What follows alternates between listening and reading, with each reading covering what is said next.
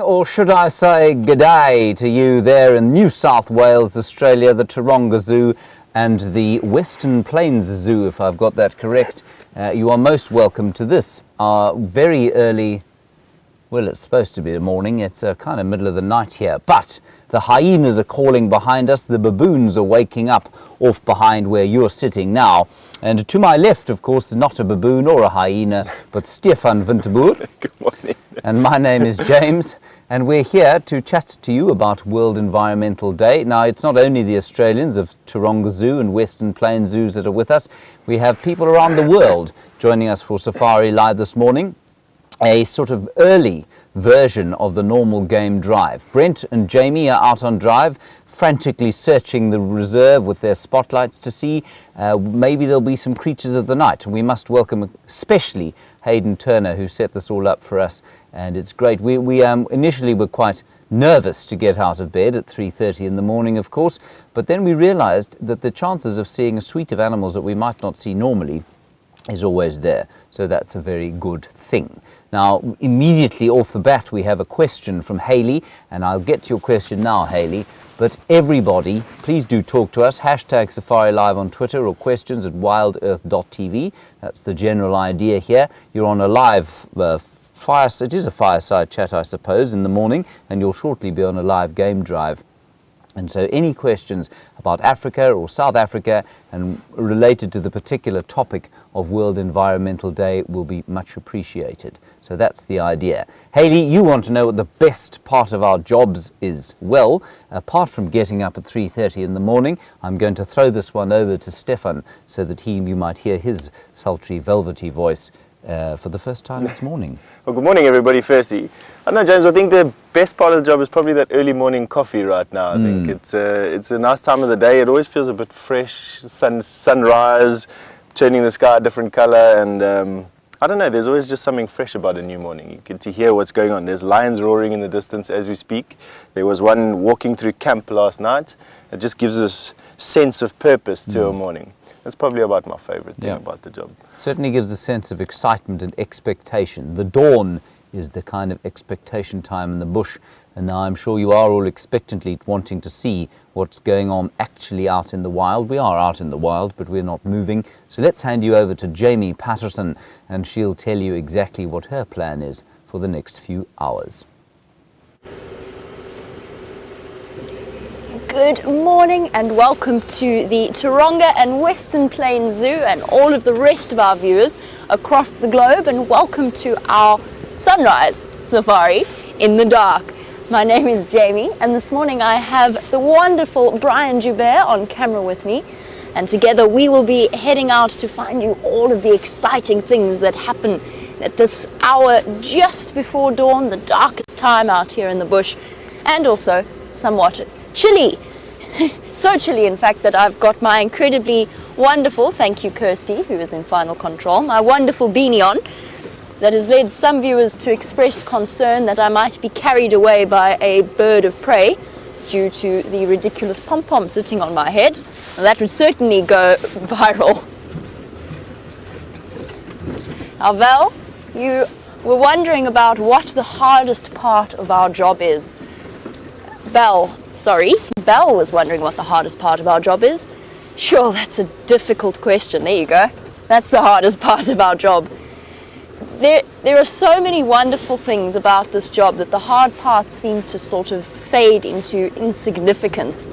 There's always the little stresses and niggles when something breaks or a flat tire or whatever else happens to be a reality of life in the bush. And I guess sometimes dealing with the harshness of nature and the interaction between human beings and the wilderness area, that for me is probably one of the hardest aspects of this job. But other than that, I definitely can't complain. It's always exciting, especially heading out at this time in the morning, because you just don't know what's going to be down the road. Last night I was coming back from an exhausting, speaking of hard parts of the job, an exhausting trip into our nearest town to buy us some supplies for various exciting projects. And I was coming back in the dark at 6 o'clock. And as I was driving from the gate towards the camp, I just spotted some eyes right in the distance, and our dominant male leopard, the biggest leopard that we have in this area, Tingana, came walking down the road towards me. Slow, steady, just padding down the road to come and have a look. And he passed so close to my vehicle. Oh, my hat's fallen off already. He passed so close to my vehicle that he practically rubbed his cheek against the bumper. And I was looking down at him from my perspective. I was looking down from the window straight into his gorgeous luminous eyes. It was a magical moment. Ooh. I've just come across to the waterhole to see what we can see, but all is quiet here on the top northwestern corner of Djuma at Sydney's Dam. So while we continue a check of the northern boundary, go and see if we can't find those lions that were calling all through the night, let's head over to Brent and Willem so that they can also say good morning to you.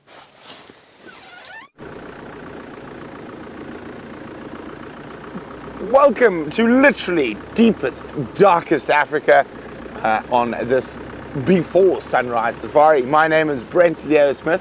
I have Willem on camera with me, and it is pretty cold, but we're out here.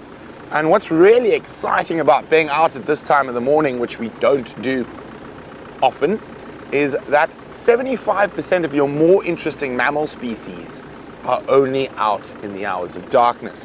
And there is maybe a little bit of friendly competition this morning to see who can find the elusive aardvark. Now, being out at this time is probably our best chance at finding some of those weird and wonderful nocturnal creatures. Sometimes it is a little bit quiet though. Of course, we're not able to shine our torches or spotlights onto any of the diurnal species. With the makeup of their eyes, it tends to blind them slightly, and we're here to observe, not to interfere. So we won't help the predator or prey.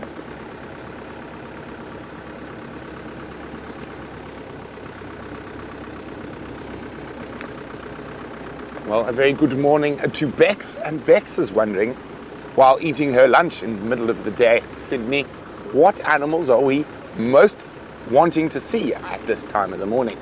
Well, it's going to be your small and interesting nocturnal mammals, as well as your big hairies and scary carnivores.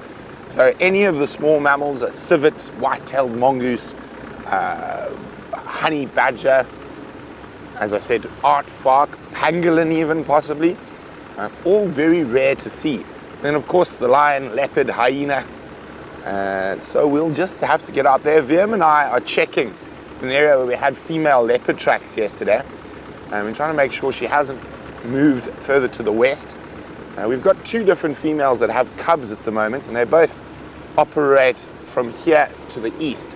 And if we get no luck there, I think we might head to the sort of northeast and give Jamie a hand with those lions. They were making a massive racket throughout the night, and of course, as soon as we get going, silence. But really exciting to have the Taronga Zoo with us, and happy 100-year birthday, guys. That's really, really an amazing feat. But while we continue to scour through the dark, let's go back to Commander Bond, who's sitting nice and happy, much warmer than us, next to the fire. Yes, I suppose we probably are a bit warmer, the wind not rushing through our faces like it is with Brent Leo Smith. At least he has the locks around his head to keep his head warm. Now, wonderful question from Kirsty about pangolins, which of course is a very good way to bring up the topic of World Environmental Day. Pangolins, of course, are the most illegally trafficked mammals in the world. Not the African version of it, but before we get onto it, I just want to show you quickly a clip of said pangolin the other day.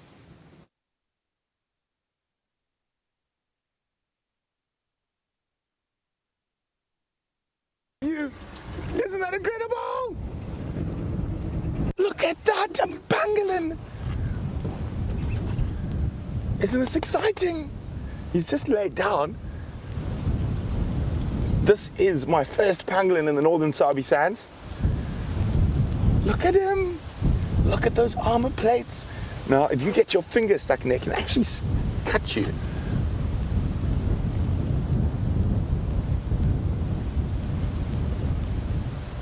at him. So these short grass areas are home to the pugnacious ant, and 98% of a pangolin's diet is a pugnacious ant. Dave, well spotted. Now, Brent's excitement there is well founded. We don't often see pangolins here, of course. That's the African version of it. You do get another tree pangolin in the northern or the central parts of Africa, don't you? And I think it's the Asian version of the pangolin that is probably the most trafficked animal. Still, that pangolin is used out here, isn't it, for traditional medicine? Do you know particularly for what? I don't actually. It's got something to do with the rain in some instances, and then they use them in jewelry as well. So they thread a hole through the scales, and they use them as ornaments in jewelry. But yeah, as to exactly what they're used for outside of Africa and what makes them so desirable, I don't know. Yeah. Very nice question there. I think it was from Simon. Is that correct, Kirsty? Yes, Simon. Simon, you want to know if our government is, or governments around Africa are particularly efficient when it comes to sort of prosecuting and supporting the prosecution of poaching. Simon, I think that relatively, I think that's not really where the problem lies for me. For me, the problem lies in this nexus or articulation between where you've got conflicted areas. You've got areas in Africa that are supposed to be protected, and all around them you've got huge numbers of very poor people. Now, if we look at the history of conservation, certainly in Africa, and I don't know much about it in the rest of the world, but I think it is fairly similar. You know, let's take the Kruger National Park. The Kruger National Park was proclaimed finally in 1926, if I'm not mistaken, but its precursor, the Sabi National, or the Sabi Game Reserve, was proclaimed in 1898. That's correct, isn't it? Now, the reason for that was the denuded number of game in the area. It was decided that the animals of the area had been denuded to the extent that they needed some kind of protection. Now, the local people were not the ones responsible for that. It was the white settlers who came in with their guns and their greed, basically, and their need to sell ivory around the place, and certainly the market created by the white settlers that denuded this area of elephants. And I read one account that said when the Sabi Game Reserve was finally proclaimed in 1898, there were probably about 10 elephants in the area. Now just think about that, 10 elephants in an area. The Sabi Game Reserve was about half the size of the Kruger Park, so it was probably about 10,000 square kilometers, a fairly big piece of land. 10 elephants, that's one elephant per 1,000 square kilometers. It wasn't the local people involved in that. And yet, when they fenced out the park and they started removing people out of the protected area, it wasn't the white settlers they took out, it was the people who had been deriving a living from the park for a long time. And so this happened throughout Africa, and it's created a sense of resentment in some cases, and it's certainly created a sense of disempowerment in many cases. So no matter how brilliant your law enforcement is, no matter how supportive your government is of prosecution, until you sort that articulation out, where you've got these poverty-stricken people living on the borders of a potential resource, that's where we're going to have the problem. And so that's the kind of issue I think that we need to be thinking about. Steph? That and also the fact that where animals come from quite often is not advertised where the market for the final product is. So let's take rhino horn, for instance. Rhinos are poached and killed in South Africa. They're then turned into a powder, and that powder is then sold in markets all over the world. But there's very little information there for the local people to be able to accurately judge, what am I buying here? They're buying a medicine or a vial of powder. They don't really know where it comes from. There's no real connection between them and the animal. So there's no emotional or emotion attached to that. That needs to be created as well. So on the market side as well, people need to be made aware that animal products or the derivatives of animal products, and it's not, rhino horn is obviously just one very prominent one, but it's where down to where you get your food from. It's all good. It's all good questions to ask. For yourselves that are sitting far away and in other countries, it's a good thing to ask yourself, what am I buying? Where does it come from? Is it sustainably used? I think that is also a message that everyone can sort of practice.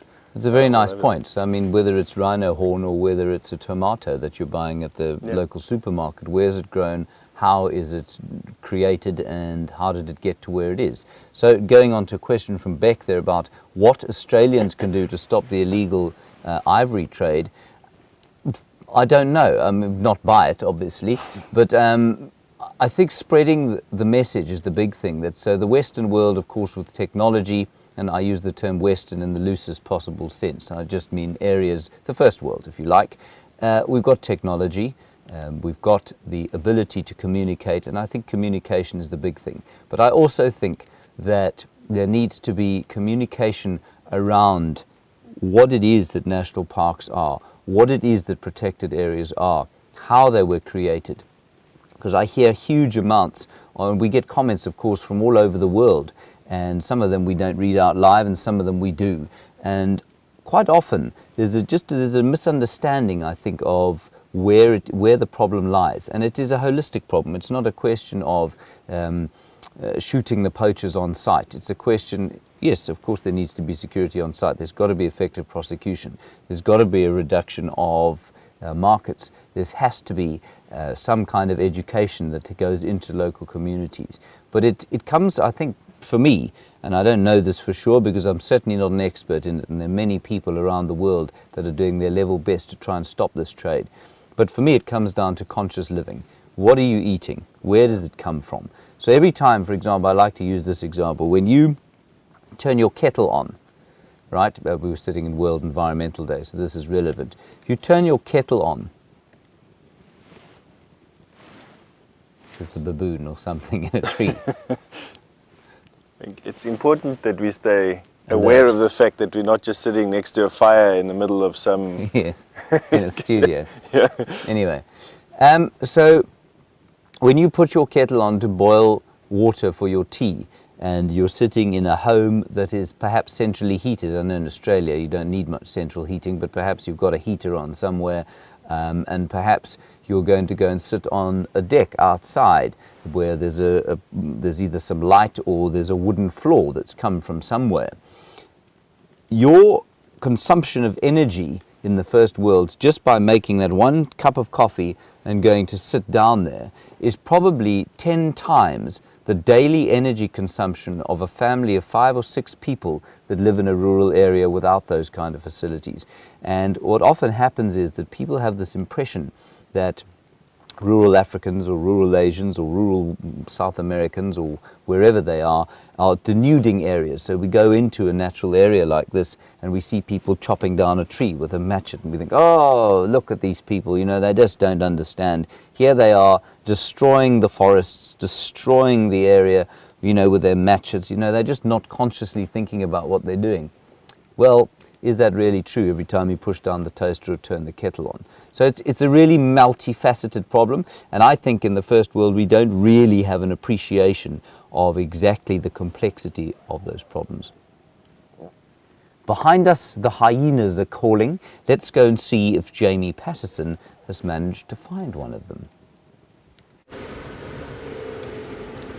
While you were with Mr. Hendry, Brian and myself have been investigating the northern boundary of Nkhuma, and I have found, to my not real astonishment, that there are lion tracks of one big male lion walking west, so in the opposite direction to what I'm driving, but walking west along the boundary.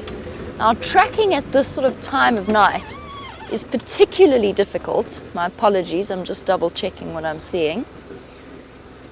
Because having a look at the tracks without the light makes things a bit more tricky.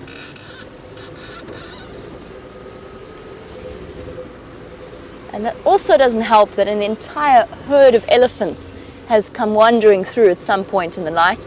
We've been seeing more and more elephants, and they've stomped all over my lion tracks, but we'll be heading back. I'm going to do a big loop and then head back in that direction. Now, Emma, you would like to know what my most extraordinary wildlife experience would be.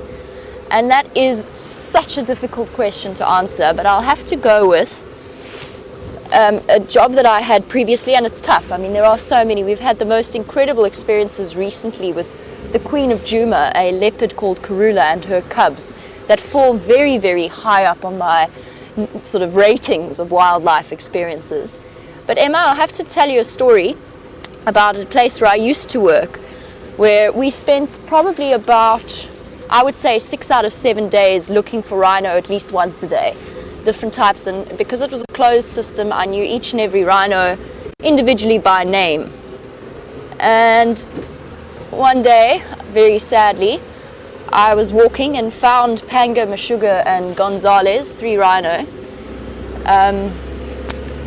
in the aftermath of a poaching incident. Now, as you can imagine, that's the distressing part of the story, but it starts to make sense. If you can imagine what we felt like after that, having monitored those animals for months and months and months, and got to know each and every one of them. And I found it particularly distressing, and I got to the point where I actually didn't want to see the rest of the rhino in that area, just because it made me so incredibly sad. However, I went on a walk one day, and I started walking along, following tracks, and I came upon a young female called Ganda Ganda. Now, Ganda Ganda means tractor. A young female white rhinoceros, aptly named Tuku Tuku Tuku. Ganda Ganda is the local name. And Ganda Ganda was standing there, and all of a sudden, between her and myself, I was on foot, this tiny little head popped up with these enormous oversized ears, and she'd had her very first baby, her first calf in her lifetime. Precious little girl, and this thing was still stumbling. It was only a couple of days old, still stumbling, and it came wandering towards me with all the trust in the world in its eyes. And it made not everything better, but it certainly helped.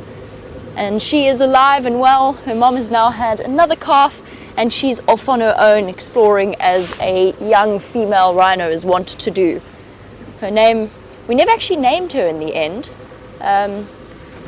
We originally thought about calling her May, because she was born in May. But that to me was my most fantastic wildlife experience, because it was about hope more than anything else.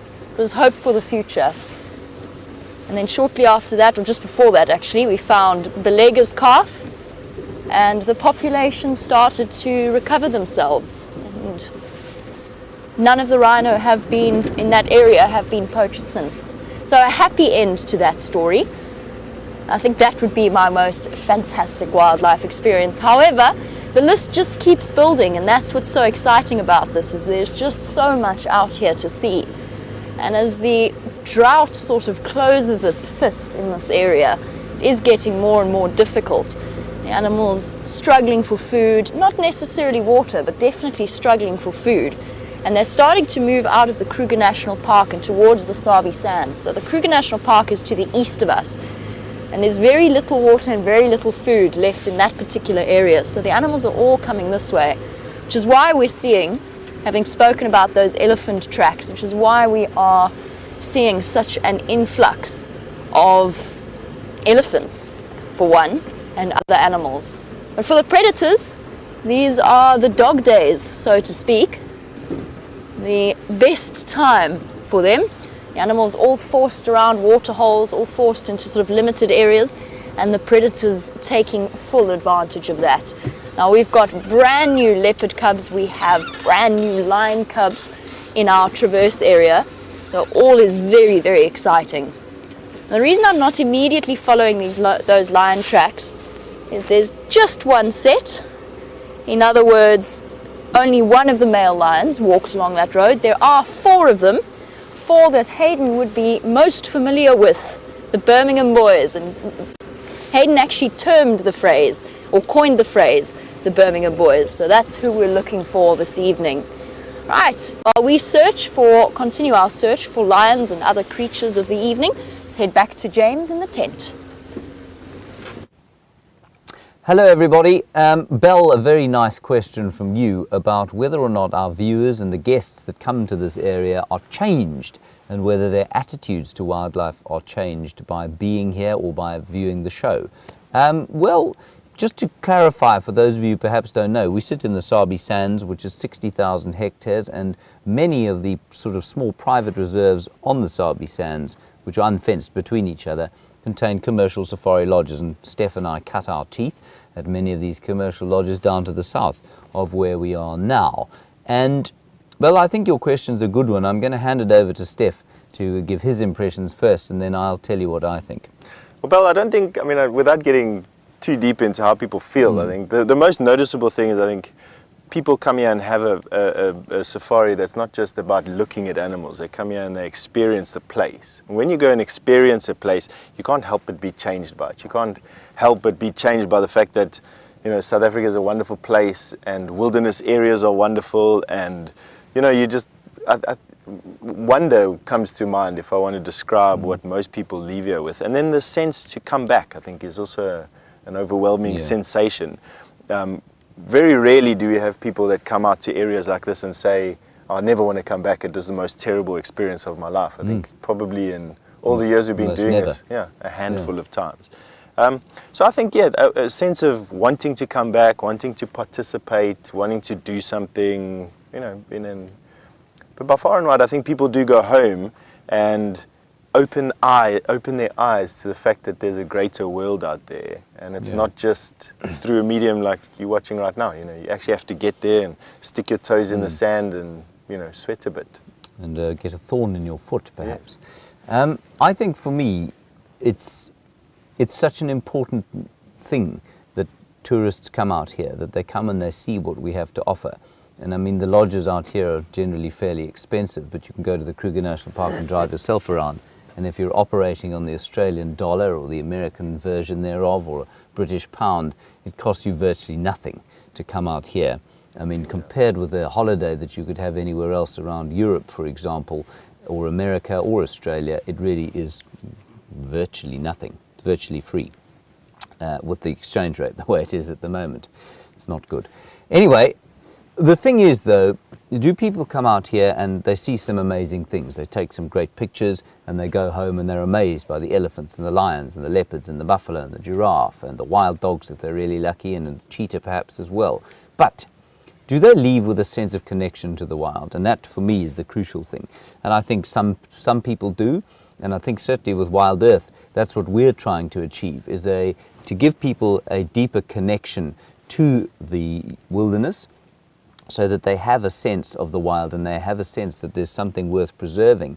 And it's my hope that people who come out here, and I know a lot of the lodges do this, that they are connected with the wildlife and they're connected with the people that live outside as well. Because without that, I'm going to bang on about it for quite a while, without that, it's pointless them going home and saying, we saw all the elephants and the elephants are so beautiful, we need to save them.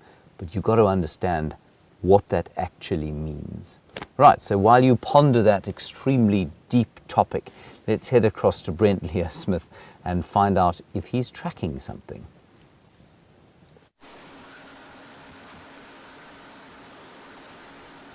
We're sitting here next to one of the only natural seeps in this part of the northern Sabi Sands. And around me, you can see how the elephants have dug it up. And there is actually water right at the bottom there, but it's very, very little. And the ellies will come back and dig here. Now, this is right on the base of a seep line, which is a really important sort of natural thing out here. But I'll speak a little bit more about that shortly. Now, the most interesting thing about that is most of the Sabi Sands used to be, after failed cattle ranching, became sort of private hunting land for a lot of wealthy landowners. And this particular seep has probably been here for the last couple of 100 years. And if we follow my torch, and we go up into this marula tree, there's the remnants of an old tree house. Tree house is a strong word. It was actually a hunting platform. So they built a flat platform. The hunters used to lie up there and wait for animals to come to the only little bit of water that would have been in this area during the dry season. And it's amazing to think that was probably still in use in the 70s. But now, no hunting. Everything is conservation based in the Sabi Sands. There's no active hunting of anything. And I just find it incredible that in such a short time there's been such a positive change. And seep lines are one of my little pet passions around here. And they're very important because a lot of people don't understand about why certain areas hold animals and why certain areas don't. So it's all great having a large swathe of land, but whether that's going to hold animals or not is a different question. And the reason for that is that you can kill an animal in a field of grass if it's the wrong type of grass. And I know Taronga's got to leave us, so it's been great having you. And hopefully we'll see you again on the safaris. But Western Plains is continuing on with us, so I'm going to just finish up my little seep line story. So what seep lines are lateritic soils, and that means it's sand on top of clay. And that's the lateral or natural lateral movement of water from the high ground down.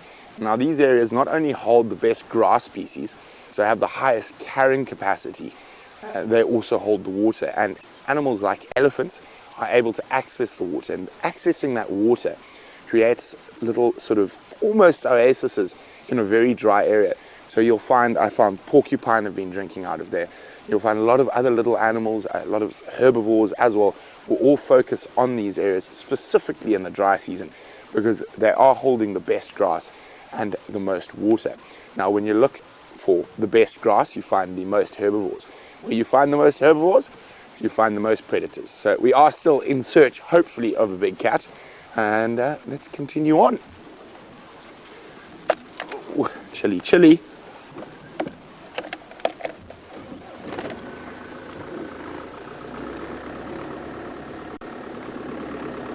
Ooh.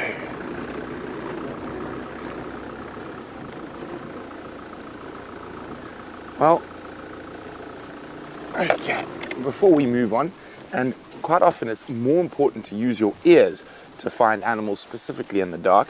And speaking of big cats, Dr. Larry would like to know, how do you identify individual leopards?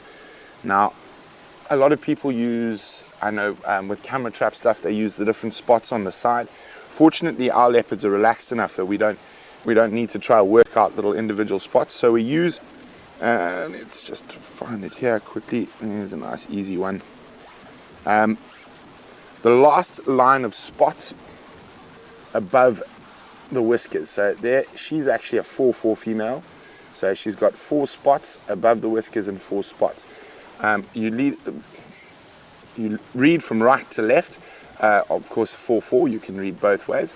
So that's the best and easiest way. It's like a little fingerprint on each individual leopard. But as you spend more time with the leopards, you are able to almost identify them immediately just from their body shape, size. Also, where you see them plays a very important role.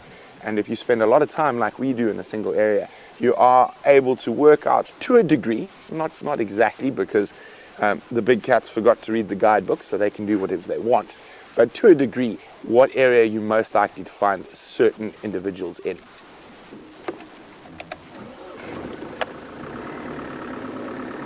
Now, we've got to be careful here. There's lots of little elephant excavations. We don't want to fall into one of those and get stuck. While VM and I continue our search for nocturnal critters, let's go back to James, who's sitting toasty by the fire.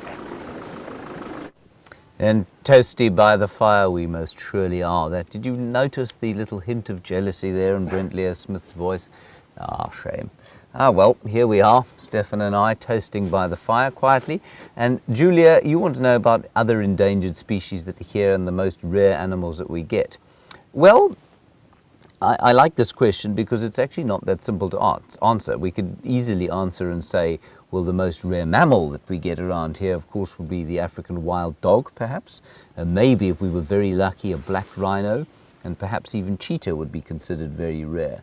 But the rarest animal that we get here, Steph? That's a good question. The rarest animal that you get here is probably the African wild dog, I want to say. Or cheetah, perhaps, is one of the two that comes to mind immediately. But they're the most prominent ones. I think the rarest mammal in South Africa is probably one of the golden moles, which is, they're just a small population that are very isolated in certain areas. Yeah. And they certainly are up there in probably the top 5. You'll find a couple of spots by golden moles. But I think the most important thing about the rarest animals is not really animals, but it's wilderness areas. Yeah. The lack thereof is what's causing the decline in species, and we're just noticing it with species with a very wide home range first, basically. And certainly the iconic animals of the poster children, if you like, of the conservation movement. But remember, they're probably insects going extinct all over the world, all the time, every day, that we don't know about, some of which have never been described and will never be described by science, and that's not necessarily a bad thing. But in terms of rare animals, yes, we like to think of the wild dogs and the cheetahs and the elephants and the black rhino as the poster children, and they're extremely valuable. But we need to consider, of course, those little things, the golden moles, whose role in ecology is almost unknown. We don't even know what they're doing. I mean, sitting right where we are now, under us and all around us, an unbelievable mass of termites knocking about the place, doing incredibly valuable work for ecosystem function. And it's very important, of course, that we sort of bring that knowledge to people. And I think that's one of the values of Safari Live. And we've been chatting a lot to schools recently, some in South Africa, many in Virginia Beach, Virginia, on the east coast of the United States. Hayden's done some stuff with the United Kingdom, and he's talked to colleges there and universities, and I know he's going to be doing a whole lot more of that in August to a whole lot of schools and I think universities in Australia. And that kind of interaction, I think that's the value, I hope that's the value of what we do for conservation, is that we do give people that connection, but in a holistic fashion. So yes, the chances are you'll come on safari with us and you'll see lions, and you may even be lucky enough to see a leopard with her cubs. But when you're not looking at that stuff, there's so many other tiny little things that we're able to show you. And Steph, of course, does a huge amount on foot out here. And he has an unbelievable eye for spotting tiny little pieces of the ecology out here, without which, I mean, if you remove, say, a mantis species from this area, that mantis that lives on those Waltheria flowers, if you were to remove that mantis from this area, what knock-on effect would it have? We don't know. It might have almost no effect. It might just affect the plant that it helps to pollinate. It might create a knock-on effect that would eventually result in the extinction of an entire plant species or maybe even a mammal species. So I think that's the kind of, when we talk about rare animals, it's a lovely topic because it can invoke all sorts of other kinds of topics. Let's find out what Jamie is doing and see if she's managed to find any nocturnal creatures of the night. I hear that you were having a discussion with James about various rare animal species, and I have to tell you that Brian and myself are embroiled in a competition with Brent and Wim to see which of us can find an aardvark in the early hours of the morning. Now, unfortunately, I fear as though Brian might be on the wrong team here, because unfortunately I seem to have something of an aardvark, I don't know what I'd call it, maybe some kind of aardvark repellent.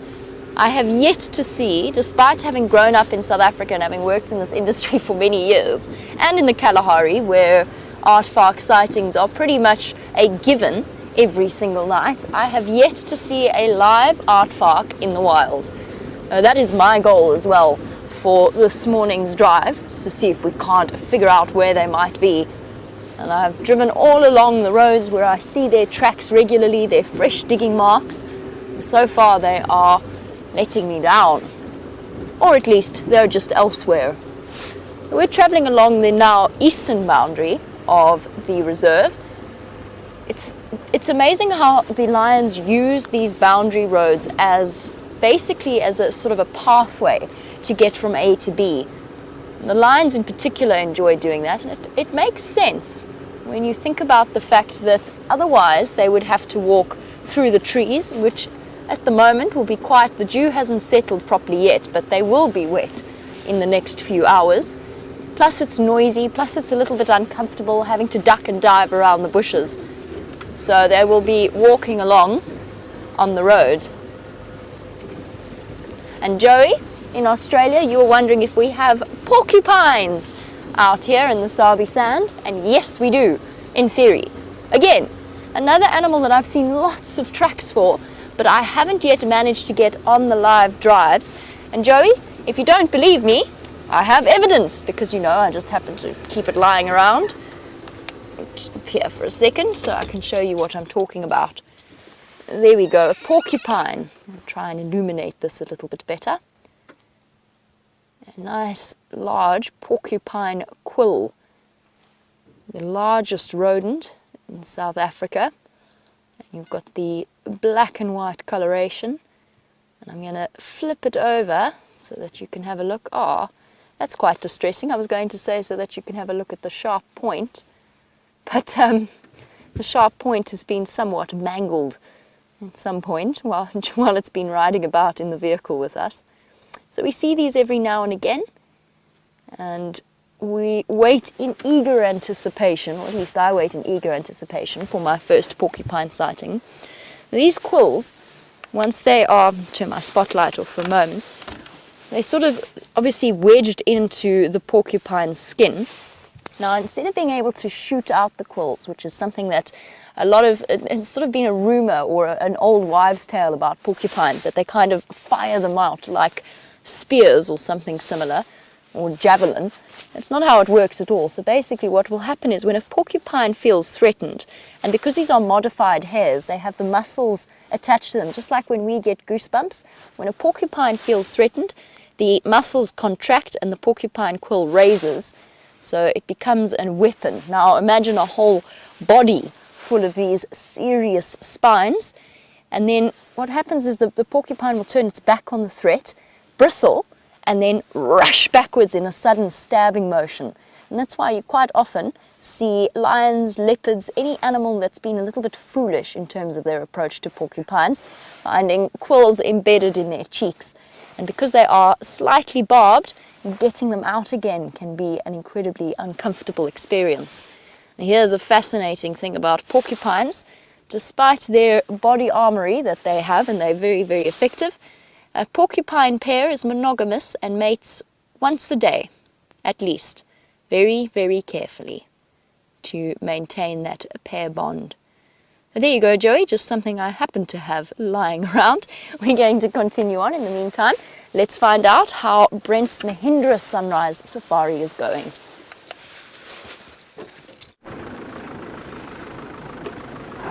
Well, we've covered most of our southern boundary. We've been looking for tracks of a female leopard. It doesn't look like she's crossed in just yet.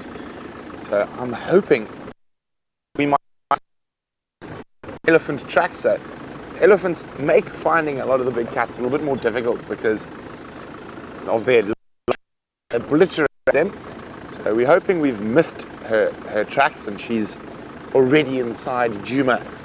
So we're going to go check one of her favorite hangouts here in the southeast, and one of my favorite roads.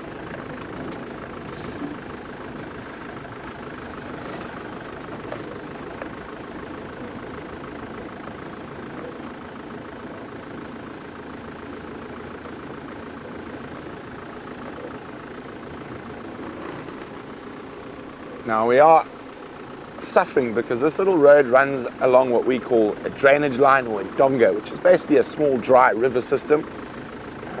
Very important, especially going into this drought we have. It's one of the areas where our evergreen trees normally grow, and also it's got a slightly higher water table, so slightly more grass cover than the rest of the areas.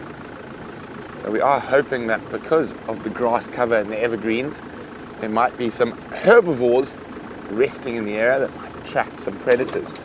Also, a wonderful place to look for porcupine, which Jamie was just chatting about, as they tend to gnaw on quite a few of the root systems of those evergreen trees.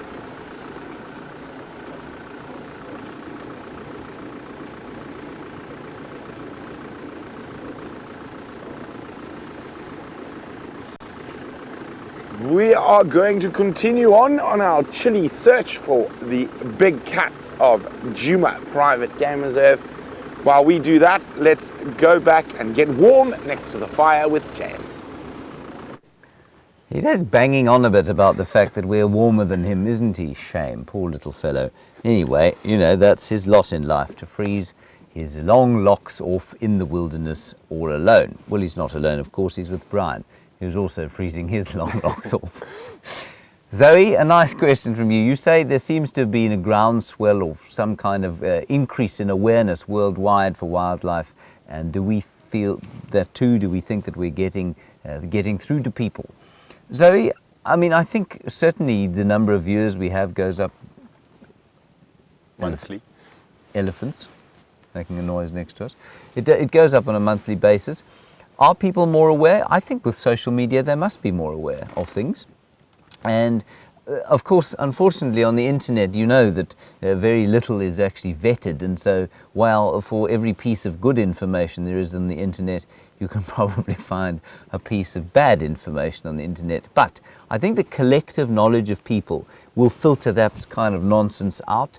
And I think you will definitely find that there is an increase of awareness. And certainly out in these rural areas where there are no telephones, there's very little electricity, there's almost no water, there's nothing in the way of sophisticated municipal services, medical care, schools, or anything like that. I mean, there are attempts at all of those things. But every single person out here has got a cell phone. Yeah. Somehow, I mean, there's 60% unemployment rate in some of these villages, but everyone's got a phone, everyone's connecting to Facebook, everyone's connecting to some sort of form of social media, and that is making a tremendous difference, I think, to conservation efforts. And I think it probably is where the seed of saving our natural areas will lie. Steph?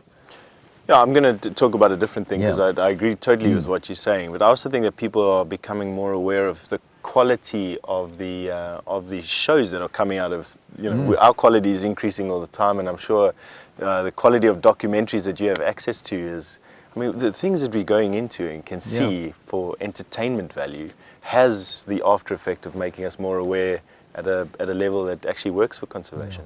And especially, I mean, for us to be in, and I think for many of our viewers, and they will tell you this, I imagine, that to do this in real time it's a different kind of experience.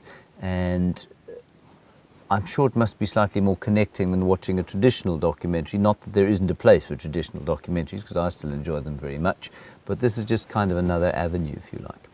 We're going to say goodbye to the Western Plains Zoos, and thank you very much for the work that you do. I know that zoos can be thought of as controversial places. I think they play a massive, massive role, especially in the research of endangered species and as perhaps the last repositories for some of the endangered species around the world. So thank you for the work that you do, introducing people to the wild and to animals, and perhaps sending them out here because they've been inspired by what you do. So thanks a lot, and have a great rest of your day wherever you are. Well, you're in Western Australia, of course. No, you're not. You're in New South Wales at Western Plains Zoos. Have a good day. Have a good afternoon. We're going to hand you back to Jamie for the next little while. And so we continue into the dark mornings. What would I describe it as? Just into the dark morning, let's put it that way. And I'm still tracking lions. I've found where I think that male lion from earlier crossed into Nkhuma, and we're going to slowly follow his tracks west and see if maybe he's not still somewhere on the property. And hopefully one of them decides to give us a bit of a call so that we can narrow down exactly where they are. I know Brent said that he heard some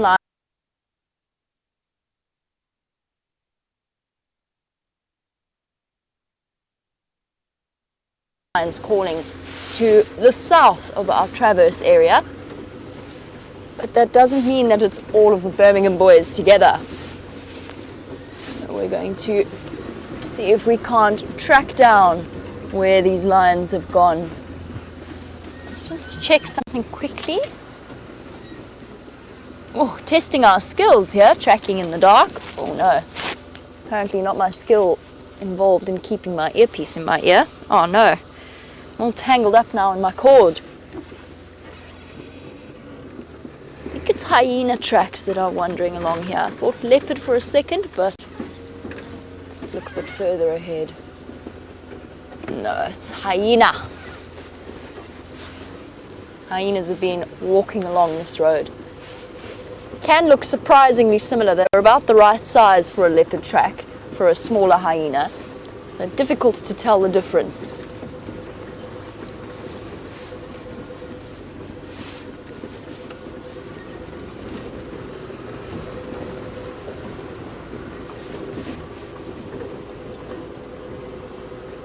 I'm going to try and go along Nyala Road North. That was my plan, to just see. I think hopefully Rusty should have signal there. And we can go and investigate that drainage line system, because it's the perfect hiding place for a wandering aardvark. And the aardvarks are going to start already. What time is it? It's just after 5. It's close to 5:30. Already the aardvark are going to start thinking about heading for home. They generally, winter's a bit of an exception, but they generally try and make sure that they're back in their burrows long before the sun has started to rise. And that applies to quite a few of the nocturnal creatures. The bush babies as well. Long before we've detected any hint of a lightening of the sky, they start making their way back to where they plan on spending the rest of their day.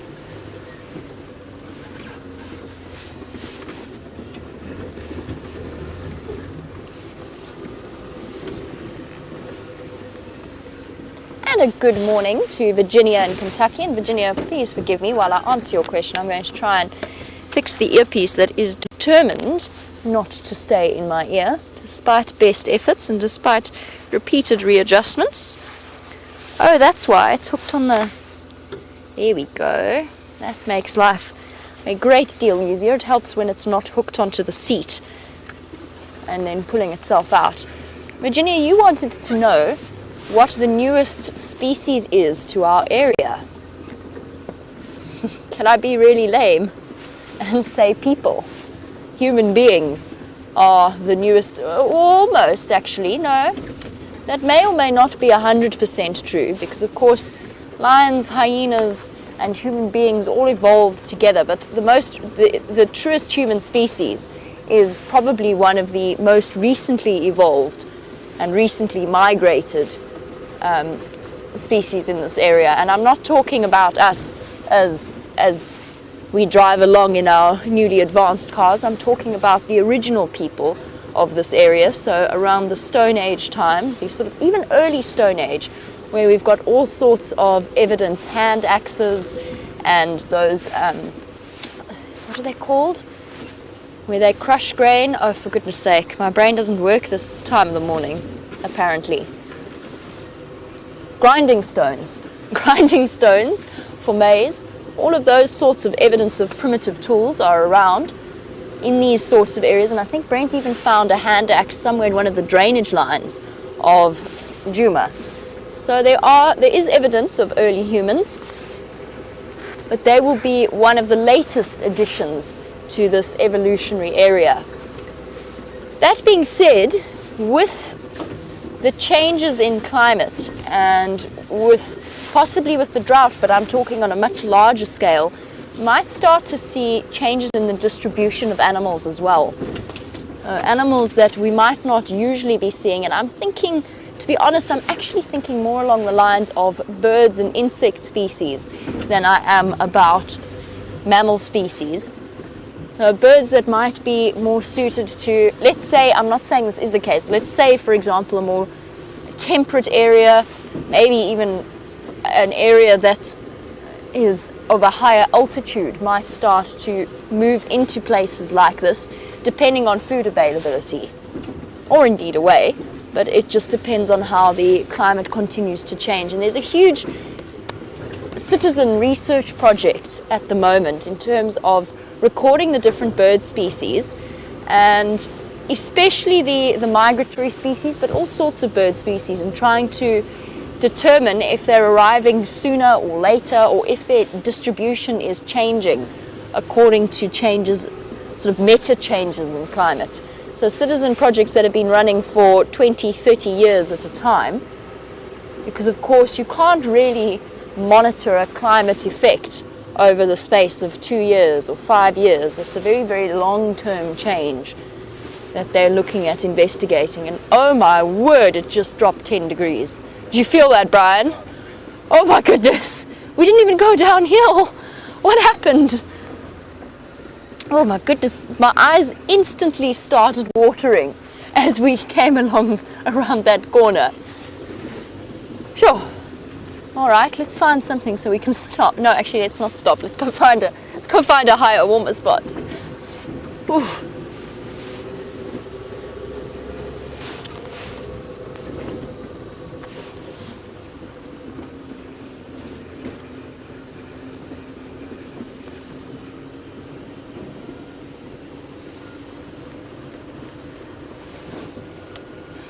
And Phoebe in Manitoba, I must just say thank you so much for your incredibly kind message. I think it's one of the greatest joys of the job. So Phoebe sent us a thank you and for making a difference in terms of bringing this kind of knowledge and information to the public at large. And it's very much appreciated, Phoebe. I'm glad that it's aiding and enhancing the way that human beings understand their connection to the natural world. So thank you very much for that. I think it's one of my favorite things about this particular job is just the impact that we have, or at least the range of the impact that we can have. People across the globe.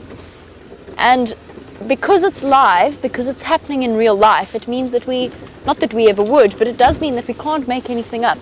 Everything that you see is true to what is actually happening. There's no editing or scripting. We certainly wouldn't be able to, even if we wanted to. The animals write the stories for us, and it's just up to us to find them. And we're going into Nyala Road North now, speaking of finding animals, into the dip here. Maybe that's just why it got so cold as we went through. And I'm going to go looking for aardvark in the Nyala North's drainage line system. So it's a river system that runs through Djuma. Some beautiful big jackalberries.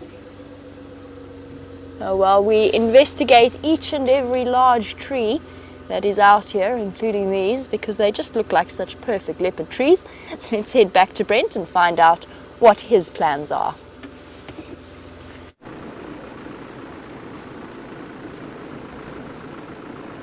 So far, no luck with the tracks, but we are still on the hunt.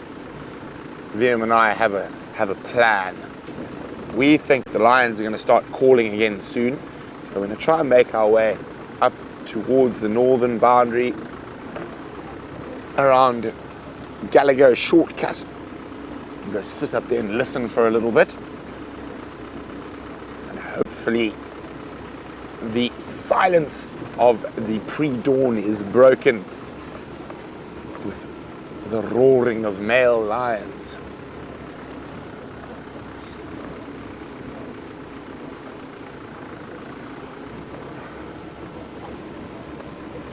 Speaking of big cats, Joey in Australia is wondering, do the big cats ever come into the camp?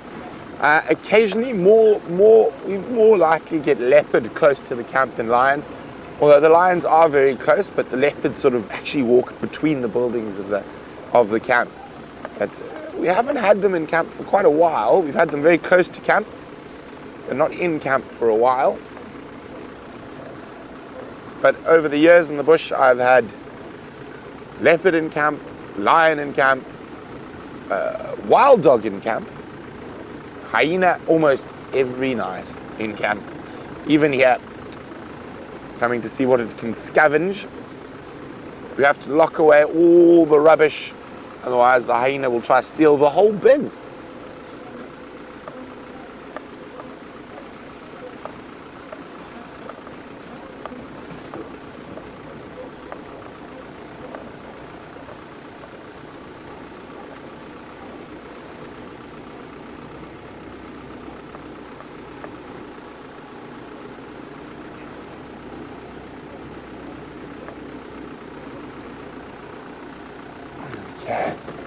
We're now going through a very chilly little spot at the bottom of the little drainage system that runs out of Buffalo's Hook waterhole.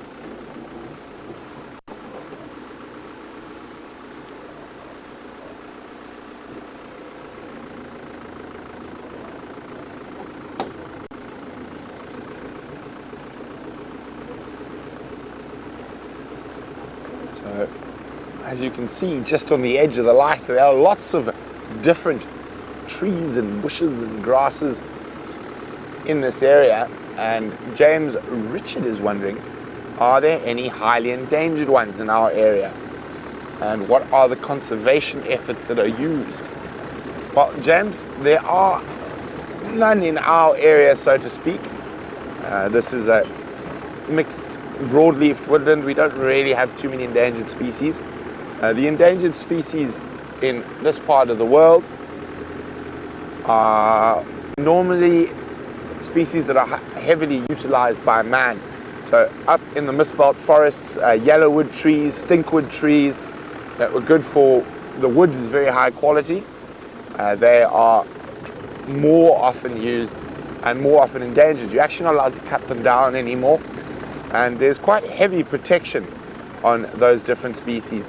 There are some endemic grasses, more flowers and plants. The Fynbos region of the Western Cape's got quite a lot, and there's heavy protection around them. But with all plant species, the biggest threat that faces them is generally overutilization, and then secondly, loss of habitat. Where there is, in our area, the tree species and areas pretty well protected with the greater Kruger and the private reserves.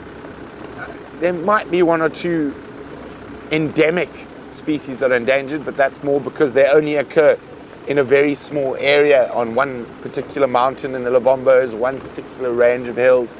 But on average out here in the greater Kruger National Park, there are not too many endangered tree species. They're protected tree species such as jackalberries, timbuotes, leadwoods, but I wouldn't say they are endangered at all.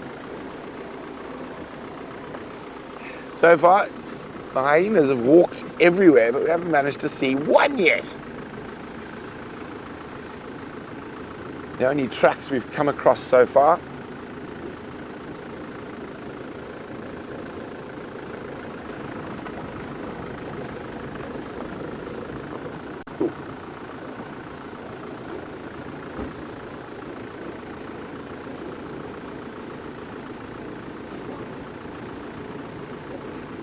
Now, a lot of you might have noticed, for the first time ever in Safari Live history, something has happened today. And that tells you what the temperature's like out here. James, aka Commander Bond Henry, is wearing long pants. And it's not a common occurrence. And I think it's quite fascinating that he is wearing long pants for the first time ever in Safari Live, on Safari Live. So it is history in the making.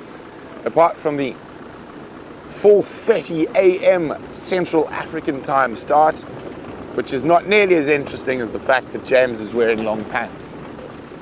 I think we're going to have to ask him a few questions about that. Now, I've seen some incredible sightings at this time of the morning. Now, I wasn't actually looking for sightings during them. So when I used to live in Botswana, it was about 250 kilometers from town and the office to our camps on the Kwando River. And the vehicles used to come in every 6 or 7 months into town for a full service and whatnot. And then one of my jobs as a teenager, started doing it from about 16, was to drive them back out to camp. And to do this, because I didn't have a driver's license, I used to leave 3 o'clock, 4 o'clock in the morning for that very short period that I was driving on a main road where there was a possibility of encountering a police officer. But in northern Botswana, the chances of encountering a police officer between 3 and 6 in the morning is very slim. That's when I used to leave. And on the villages, on the outskirts of Maun,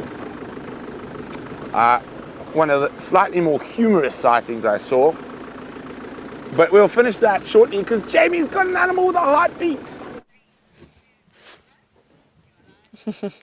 Well, here goes the bush baby that hopped right across in front of the road. Let me try and get you another. Oh, no, wait, there it goes. Oh no, come back.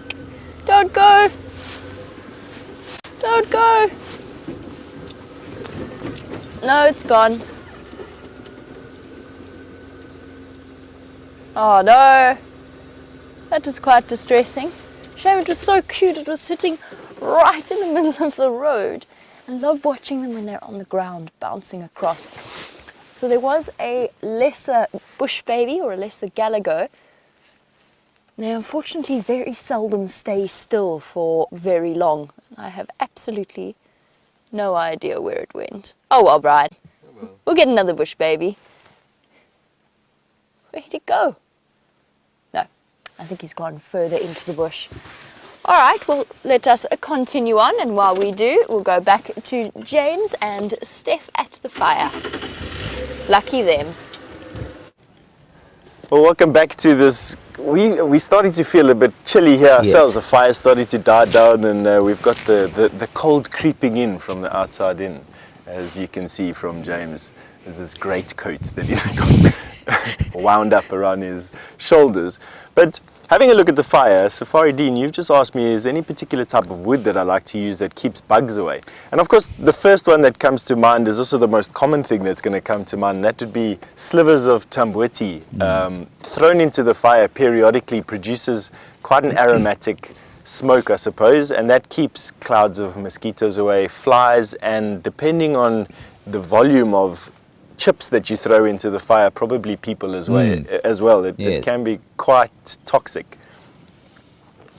My grandfather apparently used to have one big piece of tamboti in the house, and they'd have a fire every winter in Johannesburg, because Johannesburg does get very cold during the winter time, and we don't build for the cold. We build as though we live in permanent summer, which we inescapably do not. But he had a log in his house that he would put into the fire for, say, 5 minutes every night, pull it out, and then leave it on the side. And it gives a beautiful smell to the room, but it will, of course, kill you eventually if you inhale it for too long. So you can't kind of leave it on the fire and let it infuse the room, because your whole family will be found dead the next morning. That's very macabre. I didn't mean to get quite so macabre. Now, Sarah, onto a much more cheerful topic of climate change. And I didn't quite get exactly what about climate change you want to know, but I'm going to ask Kirsten to read it through to me again. I'm hoping it's going to come through exactly now.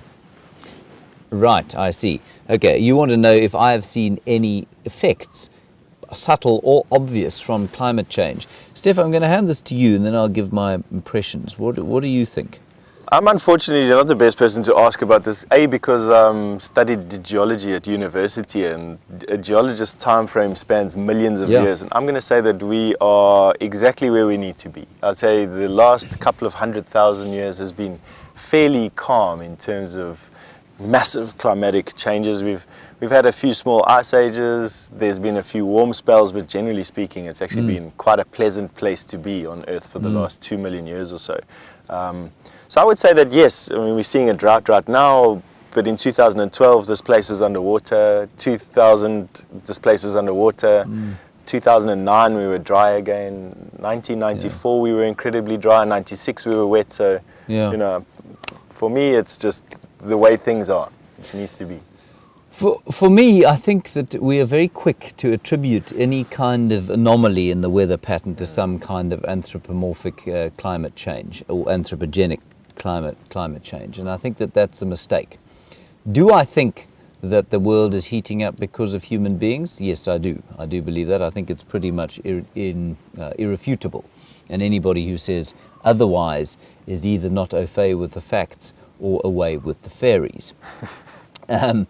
But is it obvious? Can we actually see it here? And I don't think that we can.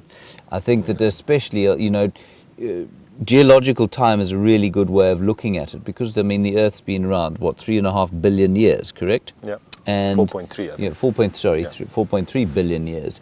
And during that time, remember, human beings have only been around on Earth for about 200,000 years, and we've only sort of had cities and that sort of thing for the last 10,000 years or so, plus minus.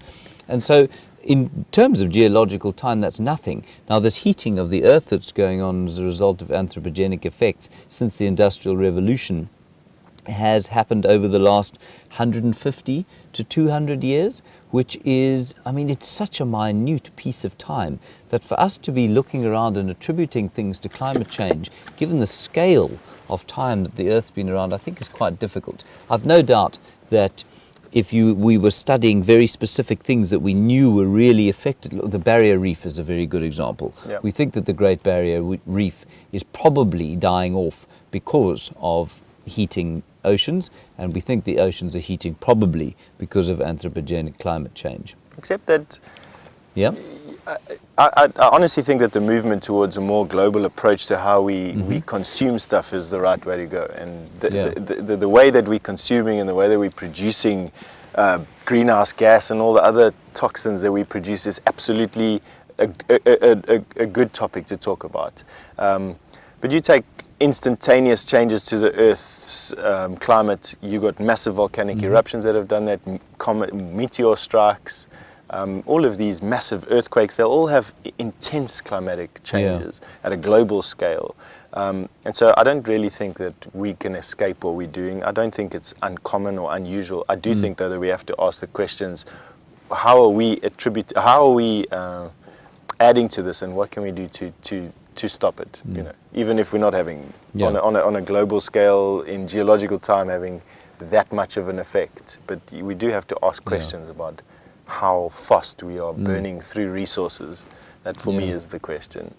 So, I mean, we can chat more about that a bit later, but let's just quickly, we've got an actual animal to show you, and Jamie's got that now. Here we go. We've still got our bird. Oh, no, we don't. No, we definitely don't. Well, we're going to try. Here we go. Bird is gone. There was a bird there. So picture something with feathers and wings and two legs with quite round knees. And that was the bird that was there. A nocturnal bird species that is now flying off, so definitely we're not going to have a chance to see. I think it might have settled over there. Let's go and investigate. It's called a dikop. Oh, that's the old name, the name that I grew up knowing about. A dikop, or a thickney, and in this case it is a spotted thickney, and responsible for a lot of the sort of whistling chirps that you hear whilst you're watching the Nkhuma Dam or the Arathusa Dam camera at night. And particularly, of course, in those areas, the water thickney is what is responsible for that. Unfortunately, though, he or she has well and truly disappeared. Much like our bush baby, unfortunately, Brian, luck is not on our side. We have to change this.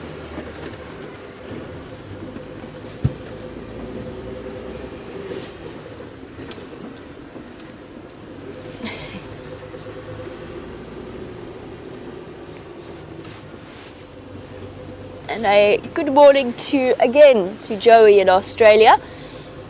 Aha! Joey, hold on one moment. Oh no, that's a scrub hare, never mind. Thought it was our thickney, but it's a scrub hare. Joey would like to know about the most endangered bird species that we have on Nkhuma. So Joey, some of the most endangered, strangely enough, are actually the vulture species. Sorry, that scrub hare has... the thickney was hiding next to the scrub hare. Live safaris with things that can fly away from you.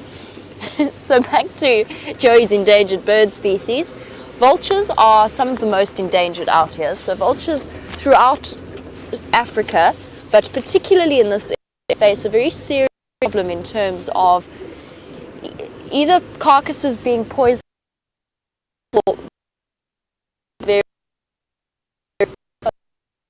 lack of understanding as to how it was they were able to find a carcass. It was almost like they were predicting where an animal was going to die, and this led to this very peculiar belief that if you use a vulture in traditional medicine, it will give you the ability to see into the future. So they're very highly valued as a good luck trinket. Now, most of the raptors out here will face a threat in some way due to habitat loss, encroachment of power lines, and so on. The secretary birds that you see on Arathusa or Nkhuma or Cheetah Plains are also quite threatened just in terms of, there's actually been a shocking decline in their nesting for some strange and not fully understood reason. It seems as though they are not nesting in their usual spots or as frequently as they might normally. It's generally the larger bird species that are the most at risk, and then every now and again you get a surprise visitor. So a sort of a once or a twice off sighting, like the one of the Egyptian vulture, which are not really, they're not so much endangered, as just particularly rare in this area.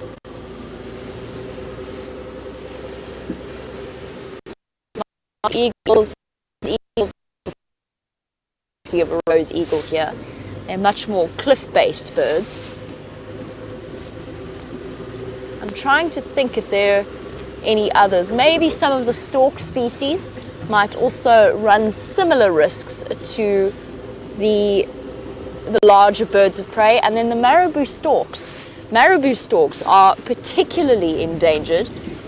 First of all, due to a drop in the number of carcasses that they can scavenge, but also because they were just seen as ugly pests. And I mean, a marabou stork, it kind of has a face that only a really affectionate mother could love.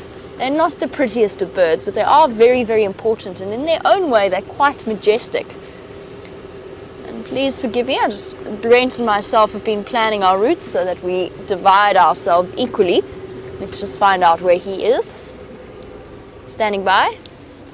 Ooh, finger's too cold.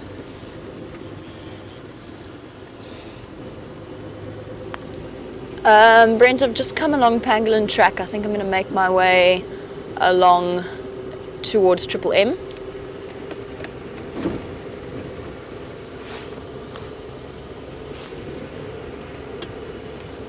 What's your plan?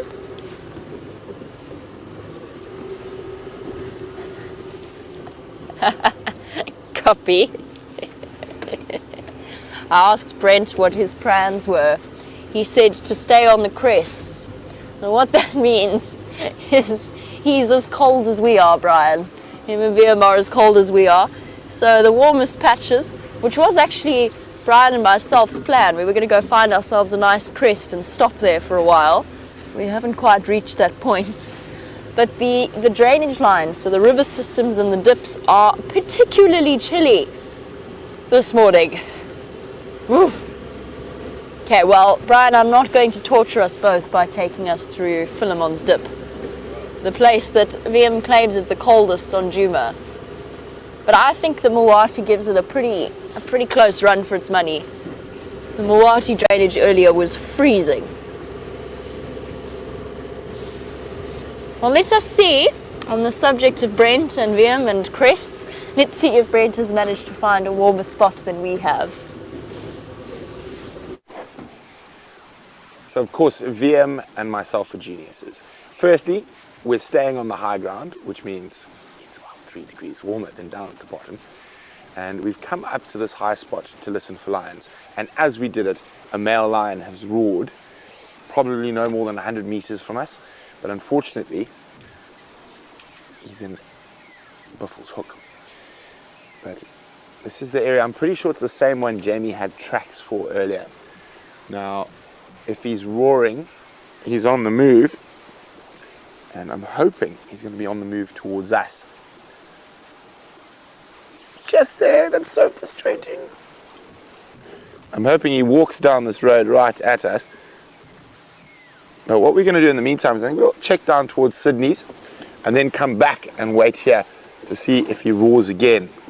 It's so close.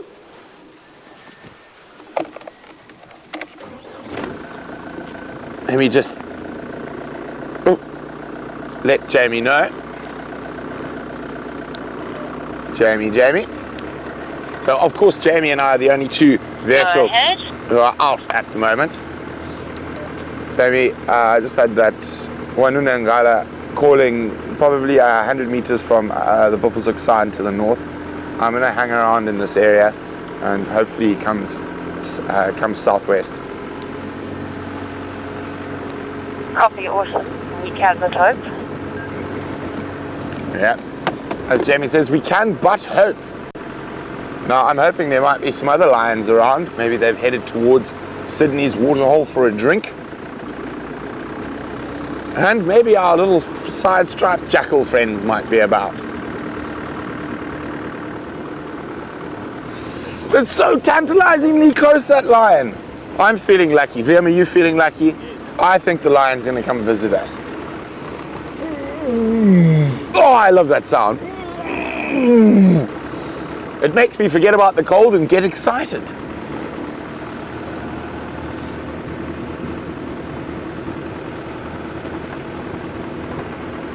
Now, for me to have heard that over this engine, that's how close he was. This is a very loud diesel car, so it sounds somewhat like a tractor. I think we found lots of Impala. Okay, lights off. Thought I saw what possibly might have been a jackal beyond them.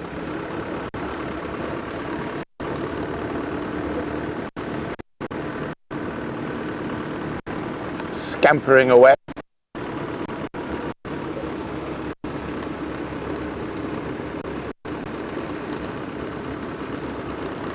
Around here. What is that there? No, that's a Steenbok.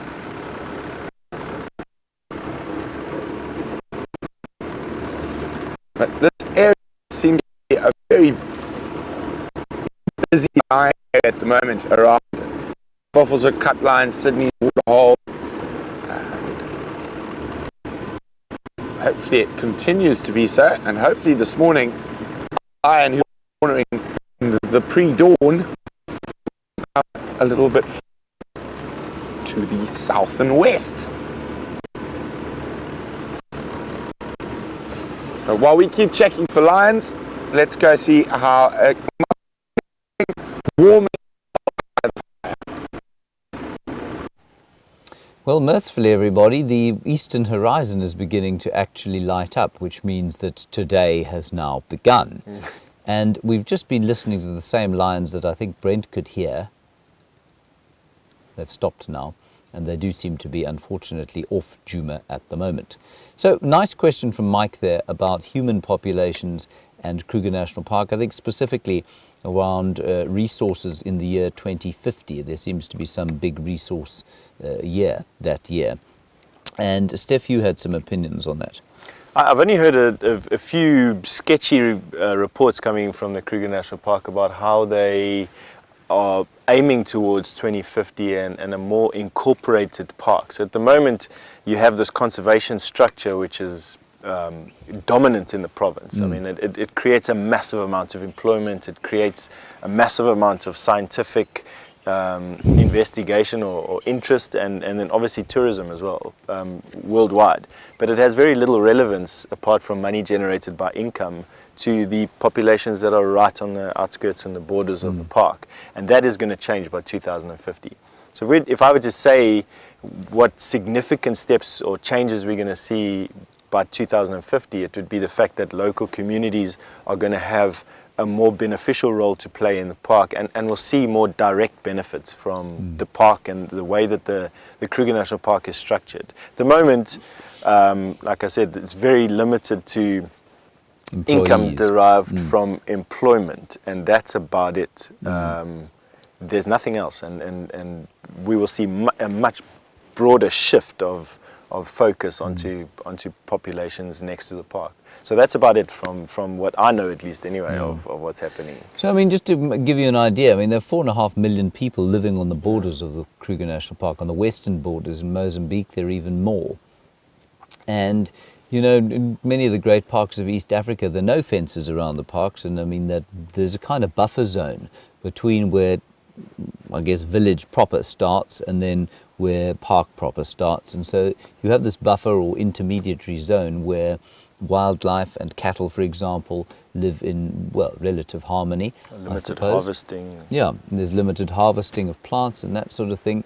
So I think that would ideally be the kind of situation that we want to create here. But mostly, there's no benefit, or if people cannot see a benefit to having the park here, then eventually, you know, the poverty around the wildlife areas of Africa is going to overwhelm the parks. But I think certainly my research has indicated that people out here overwhelmingly do see a benefit to the park. They do see it as a place that is highly important both to conservation and to employment and to income derivation, and they would like to be more active stakeholders and shareholders in that sort of thing. Must be.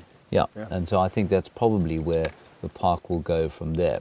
Now, I have got my camera in my hand here, of course, and that is because I am learning to take pictures, and I take fairly bad pictures. Jean-Andre has been giving me some pointers, basically as brutally, honestly as well. I've been known to give feedback to people about various things, and so I'm feeling very dejected and sad right now because some of my pictures, he said, were... I said, what did you think of this picture, Jean-Andre? And he said, I think you should delete it. That was the sole compliment that he had about my picture that I took of everyone here at the fire. I'm going to try again, and while I do that, let's go to Jamie.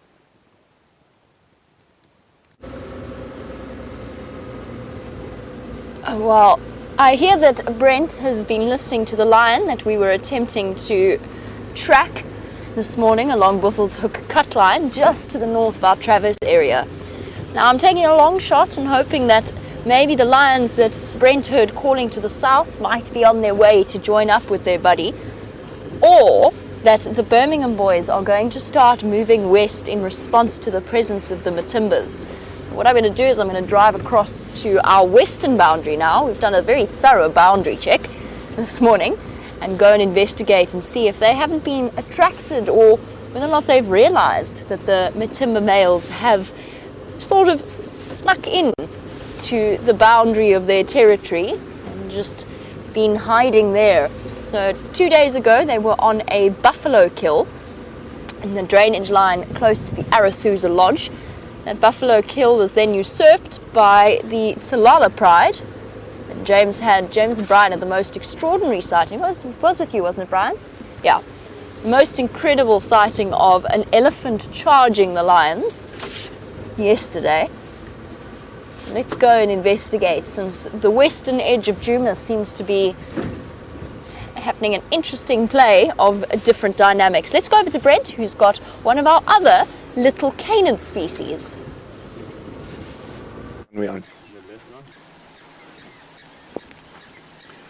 So we have found our little jackal friends out at Sandy Patch. There we go. Hello, little side striped. And they are feeling the cold this morning, curled up in little balls. They're probably going to become a little bit more dusk and dawn. And there's the other. Oh, there's the lion again. So I'm just going to keep quiet.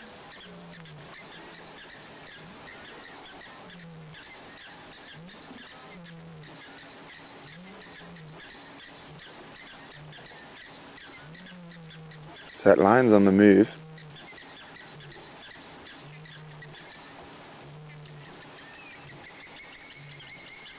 Sounds like he's heading slightly more northwest, which is not great for us.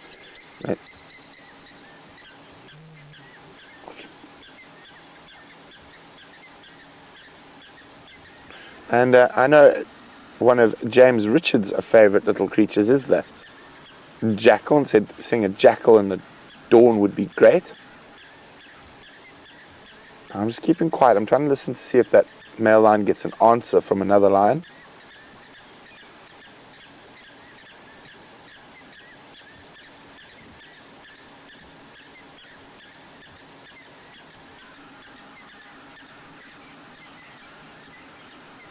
Nothing yet.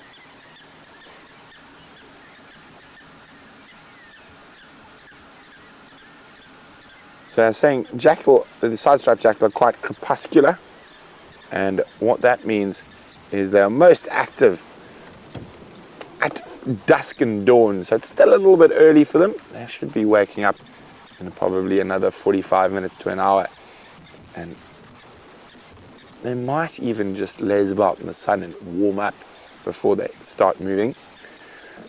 In this area, they've been feeding a lot off the guarri bushes. Oh, we got spider webs everywhere this morning. So the little fruit of the guarri, very sweet, very nice fruit, and I've actually seen them feeding off it quite a lot. And it's the same as what the baboons are moving through these areas after, so competing with the jackal for the fruit of the guarri bush. Now it sounds like that lion might move and come out around Sydney's waterhole.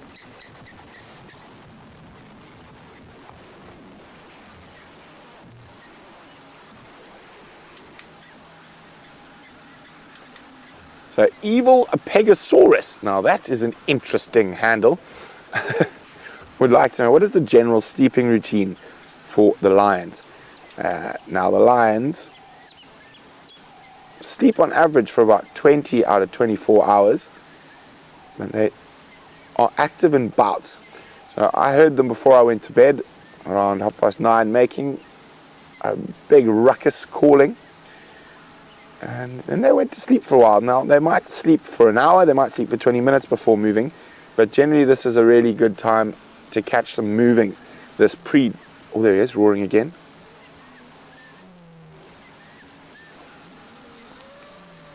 That's not good for us, I'm afraid. Sounds like he is heading further north. So that line is sort of over there, and it sounds like he's going that way, sort of northwestish. But there are 4 of them, so there could be another one about. It definitely sounds like a male. Now a lot of people say they can tell the difference between a male and female lion. Oh, I think we probably get it wrong half the time, but to me it sounds that few octaves deeper, but we are quite close. At a distance, male and female sound exactly the same to 99% of people out there, I would say.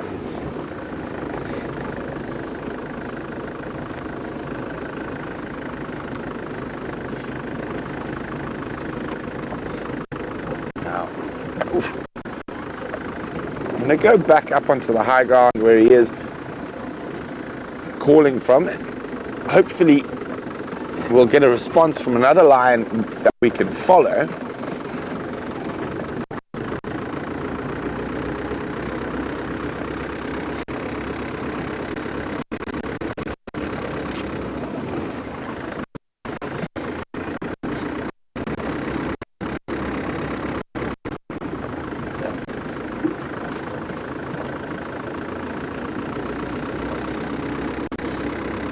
So while we hang around this northwestern corner of Nkhuma, let's go see what Jamie's up to down in the southwest. Down south, but slowly making our way north along the western boundary, just to see whether or not that male lion is all on his own, or if perhaps his buddies are on the way to come and join him. Whew, that was a very cold dip. That was a very, very cold dip. So far, no sign of any tracks crossing north, but that doesn't mean that they're not on their way. We did bump into a herd of elephants, and unfortunately it's just that little bit too dark for us to sit and watch them and observe them. But I did spend a moment just sitting with the engine off, listening to them rustling around us, gently having their very peaceful breakfast. Earlier I was just saying to Brian that it would be so nice if we knew where the hyena den was right now, because we could go and sit there at this point and just wait for it to get light and wait for the cubs and the adults to start emerging from their shelter, and possibly even looking for some sun to bask in, which I know I'm going to be doing very soon, so once the sun breaks over the horizon. And it seems as though, for those of you who have missed the updates, it does look as though our hyenas have very sadly moved their den onto, we think, either Simbambili or Buffelshoek. We don't know exactly where they've gone. But they do not seem to be on Nkhuma anymore. That's okay though, it doesn't mean that they're gone forever, and they will certainly be back at some point. Nkhuma is the heart of that clan's territory. And there's a good chance that they will be back once again.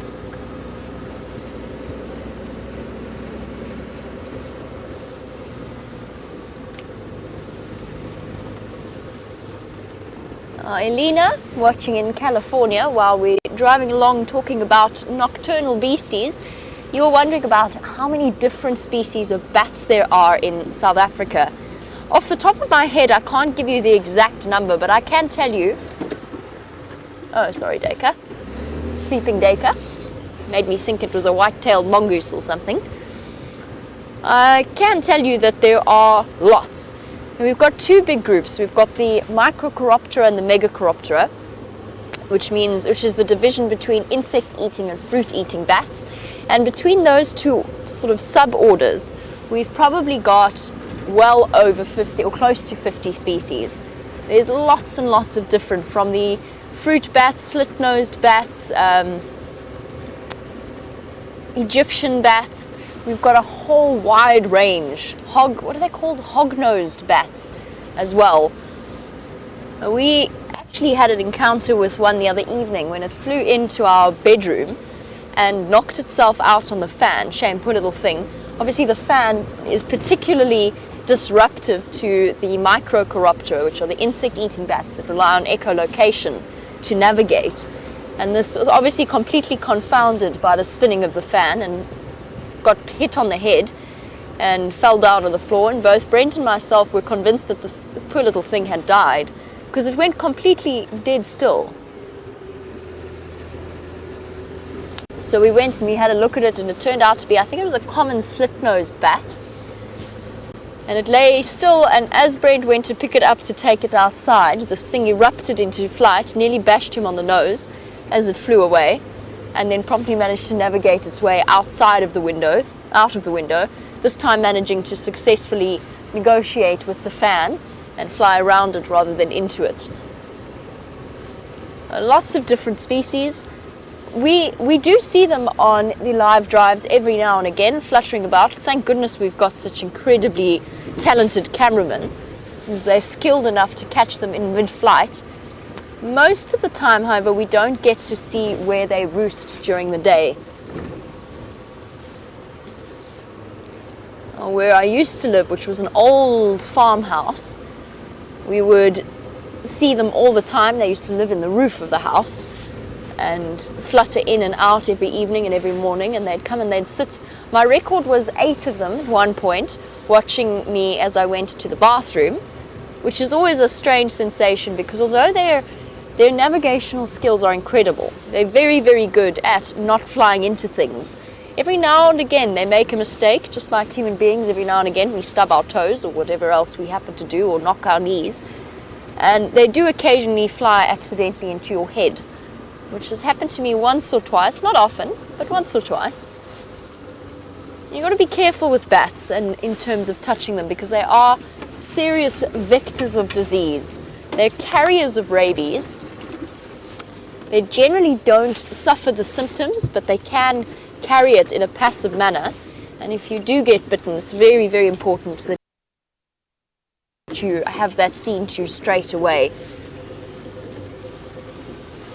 Although, that being said, I did read an article recently on bats that suggested that they might not, that the rabies virus might not actually be as common as initially suspected in bat populations, and that it might be more the jackals and the mongoose families that carry it and transmit it on to other wild animals. Okay, we're heading for the crest, Brian, as the sun starts to rise. Whoop! Times have changed. Oh no, sorry, Brian. There is a lioness at the Djuma Dam. It's our lioness. I'm sure it's the one that's... Okay, we have to switch out of low range for this. I'm sure it's the one... I'm sure that it is the one that has the cubs. I'm not sure exactly where Brent is. I'm probably about 5 minutes away, give or take. Sorry, everybody. We're going to have to do a bit of a Ferrari safari. Brian, please don't get hypothermia. Brian says you'll try. The reason I'm so excited is that lioness, I think, is the one that is denning in that drainage line. So she's got cubs, and I really want to go see if we can see suckle marks. I think it's pretty much an even toss-up between which of us is closer, Brent or myself. We're probably equidistance. So while we race across there, let's go back to James around his nice warm fire. Hello everybody. Again, you can see the day has kind of broken behind us, which is very nice. There's a bit of grey light filtering through the clearings behind us. The birds have begun calling. What is that swizzling call there? White-barred scrub robin. The go-to bird when... There is a swizzling call behind us, which may or may not belong to white-browed scrub robin. The francolins have started yelling. The baboons, there's one coming right out. I forgot, Genre can't actually move that camera. Baboons coming out of the trees now. One of them jumped 3 meters onto the ground because it saw Eugene and got a very big fright. Anyway, he's disappeared off into the dawn light, not Eugene, the baboon. And it's all rather pleasant out here now, I must say, very pleasant by our fire. Connor has brought us a kettle. We're making some coffee. So Brent and Jamie are freezing on their own with VM and Brian. Now, Betty, you had a lovely question about water recycling in the Sabi Sands. Does it happen? Betty, it does to a certain extent and it doesn't to some extent. So, I mean, the water that we get comes out of the ground and eventually, yes, it does fetch back up in the ground. Do we have an active recycling program? In all honesty, we don't. But because we live in a camp that's relatively small and we don't have baths and that sort of thing, we've got showers that are normally cold, and so we don't use a lot of water when we're having a shower. They're not normally cold at all. The water does filter back into the ground. And so I suppose that is a form of recycling. It is certainly something that many of the lodges down on the Sand River are working at, because in order to deliver a 5-star experience and to charge the prices that they do, and they do need to charge those prices in order to maintain this area, you can't really say to somebody, well, you know, you can only have a bath once while you're here, because people will go somewhere else. And so they're expecting a kind of, I guess, Hilton-esque hospitality experience in the context of the bush. And so many of them are working on solutions of recycling water, but water usage out here in the tourism areas certainly is something that is definitely worth consideration and that people do a lot of work on. Now, Stefan, I want to show you my picture. Would you like to see my picture? I would like to see your picture. And then Genre will show you all my picture, everyone. There it is. Oh, wait, no, that's off Genre. We don't want that one. Yeah, that's artistic. It is. I'm so artistic. I think you got the composition just right there. The colours are fantastic, rich, saturated. Thank you very much. We're trying to teach Genre how to give positive reinforcement for... What do you think, Genre? Best photo ever. Is that what you said? Wildlife photographer of the year. That, of course, is a slight insult because he's calling us all wildlife, but that's, thank you, Genre, that's not a bad compliment from you. And Jenny, you want to know about renewable energy in the Sabi Sands. We use a little bit of renewable energy, don't we? I think it's getting there. I know of 2 projects, one of a reserve just slightly to our south, that has taken their entire staff village onto renewable energy, solar panels.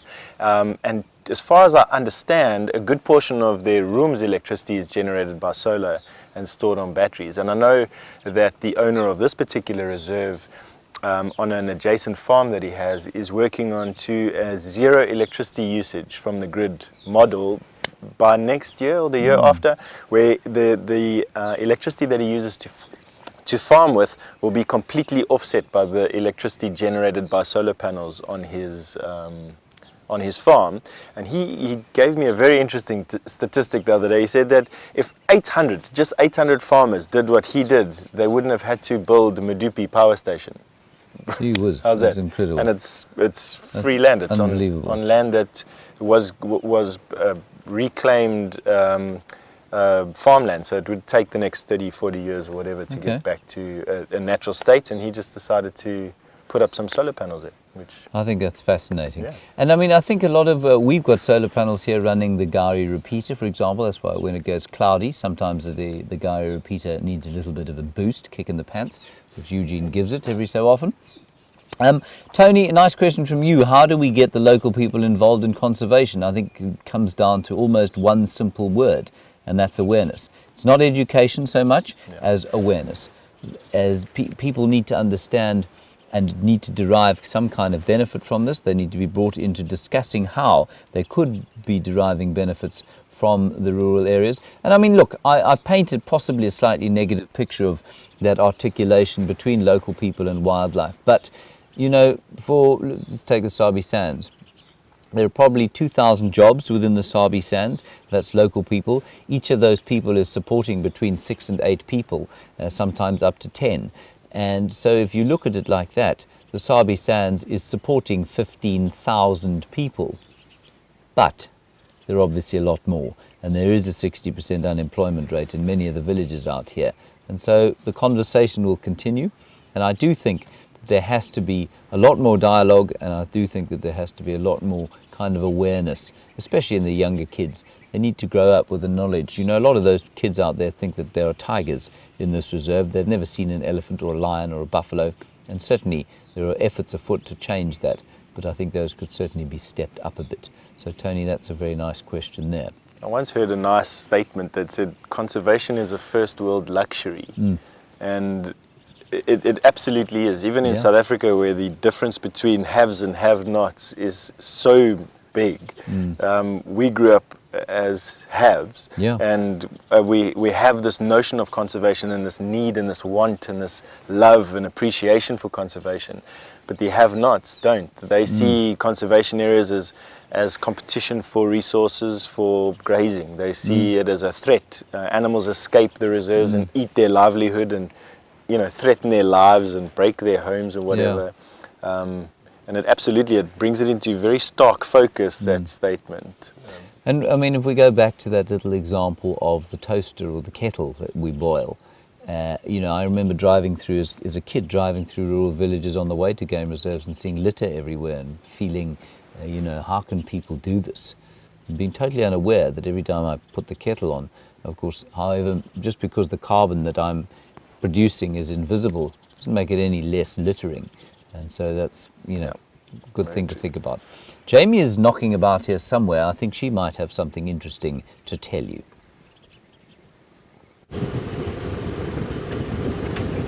Knocking about, actually not far away from where James is now. We're making our way towards the dam. I want to investigate exactly what it is that has scared that lioness or that has attracted her attention. That's where Brian and myself are shivering our way to. It's now a question of whether we will freeze or get to the lioness in time. I'm just investigating something. I thought I saw a baboon in Yuri's garden, but I think that might just have been my imagination. Although James did say that he could hear baboons calling this morning.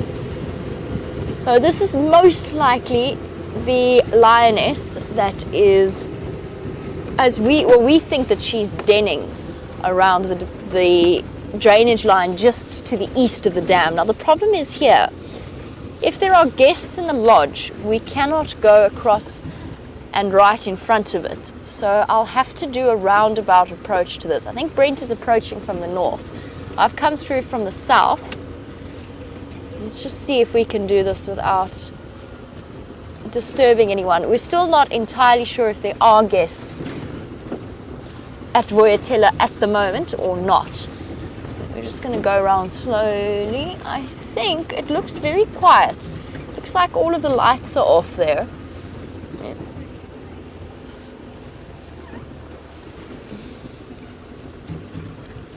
Hello, buffalo. Standing by.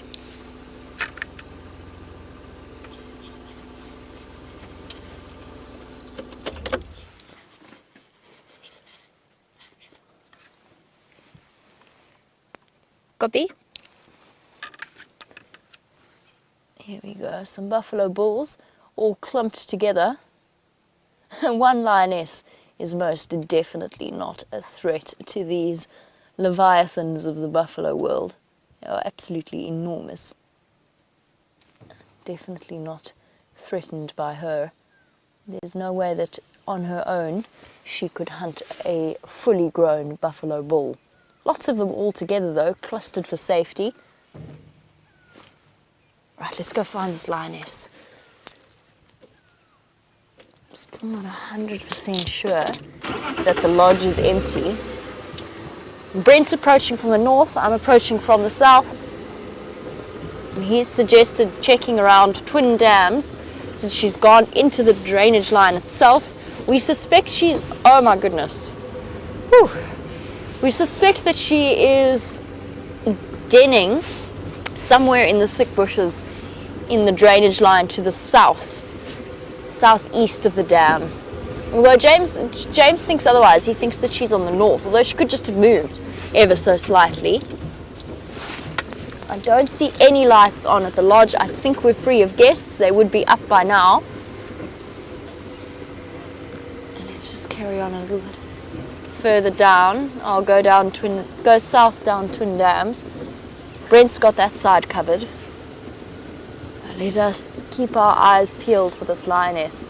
Well, at least we have an explanation as to why she ran. I think there's a good chance that a buffalo bull decided that it didn't appreciate the pleasure of her company this early in the morning and decided to send her packing. Not unusual for buffalo to chase, particularly lionesses, and particularly a lioness on her own.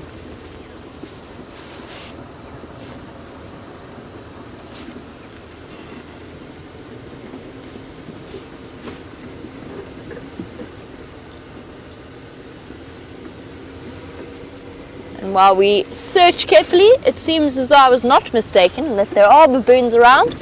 Let's head across into the fireplace.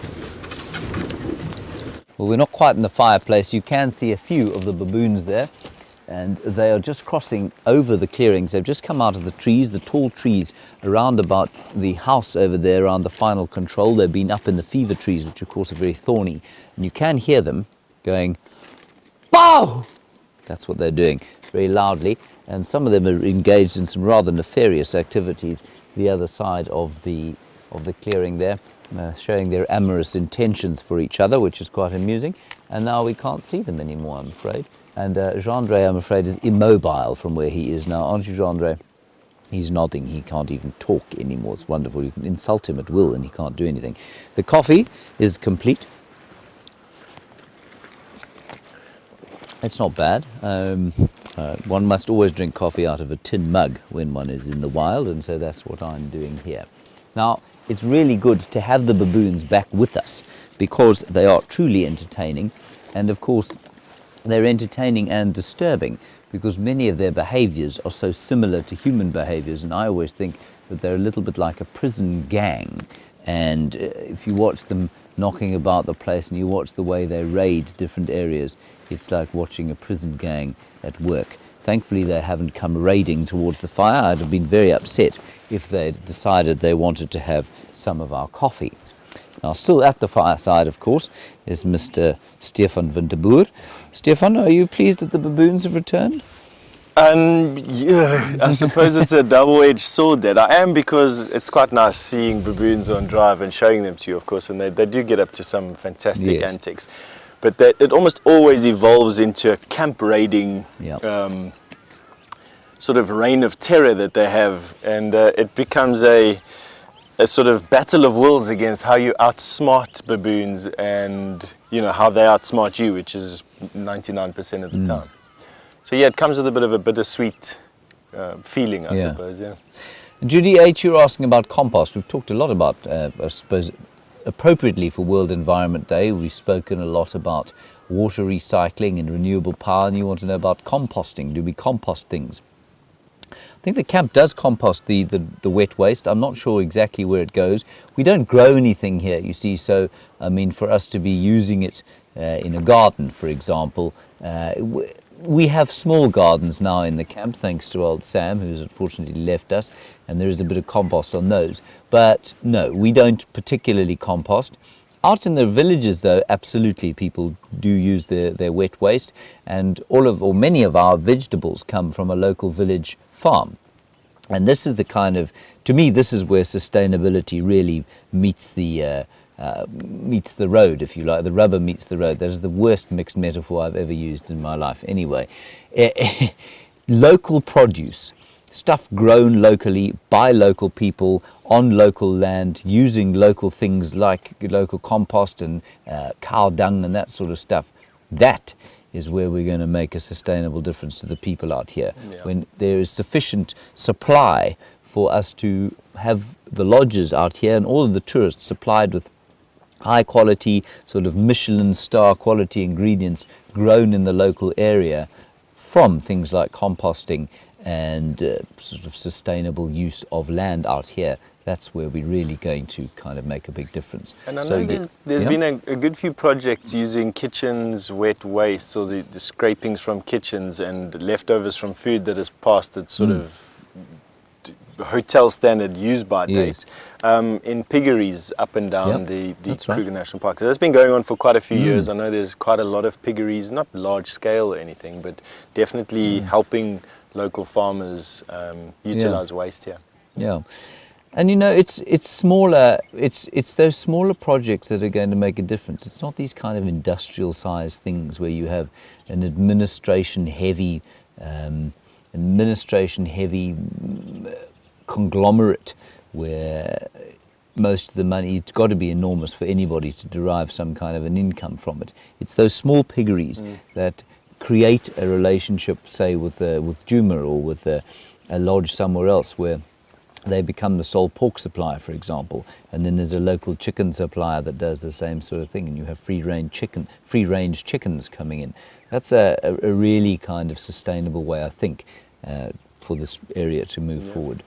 And then, Jen, you want to know about thatching. Do people get the opportunity to fetch thatch? They do in the Kruger, not so much on this reserve because the landscape is wrong for it. There isn't much thatching grass on the granite-derived soils. Would you say that's accurate?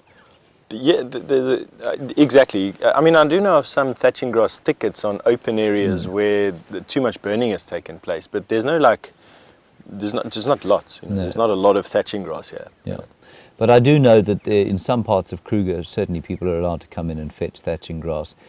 On the gabbro-derived soils, probably it's a different geology to what we're sitting on now, and then you do get that long kind of thatching grass growing there.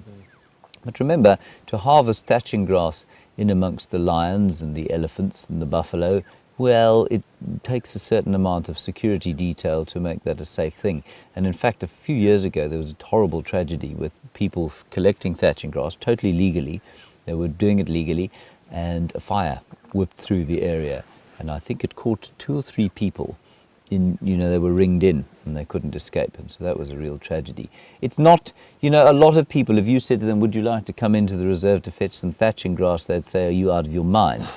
I'd far rather go down the road to the hardware store, spend a little bit of money and buy some corrugated iron because it's actually less effort. It lasts longer, and, well, your chances of you being ironed by something very large and hairy are that much smaller. So, yeah, in terms of natural building products, not so much. Medicine, though, would be a big thing that people can come and collect. I mean, I'd like to add at this point that there's a lot of very good institutionalized endeavors to try and unlock how people can sustainably utilize this environment. Excuse me. Everything from cultivating plants and agriculture to collecting bush medicine and cultivating bush medicine to innovative business strategies. I'm just thinking in my mind now, up and down the Kruger National Park, people are really taking it seriously. They're really taking this drive towards incorporating local people into these reserves. They almost universally accept the fact that the sustainability of tourism in this area, the sustainability of these wilderness areas is tied inextricably to the communities on the outskirts here. And there's a lot of good initiatives. So just to reassure you all, from an institutional level, governmental level, all the way down to business owner level at this side, and even individuals, are making a huge difference and a huge impact. It's just, lack of awareness of these projects is probably our downfall rather than it not happening. Yeah. And I think one of the really nice examples would be Michael Grover, who's the general manager of Juma's husband, and he's an ecologist, highly progressive ecologist, and he does a huge amount of work in the communities outside here with cattle grazing. And we've heard us mention quite a lot about how, or certainly me, how the buffalo look pretty good at the moment, but the cattle outside look like they're on their last legs in many respects. And that, in many respects, is a disaster, because much of the wealth that local people have, the meager wealth that they have, is tied up in livestock. Yep. And there are ways, Mike's engaging with them in trying to manage the rangelands on which those cattle graze more effectively, so that the cattle, without reducing their numbers, will survive more sustainably. Yeah. So there are definitely projects afoot that are very important. Let's head across to Brent, find out. We definitely heard some lions. Maybe he's got an update on them.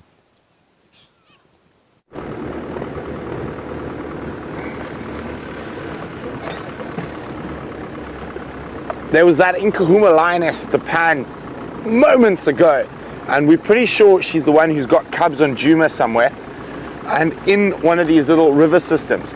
So unfortunately we weren't quick enough to get to the pan before she disappeared, but Jamie and I are both in the area circling now, and hopefully we are going to find her. And wouldn't it be incredible if we found those little baby lion cubs?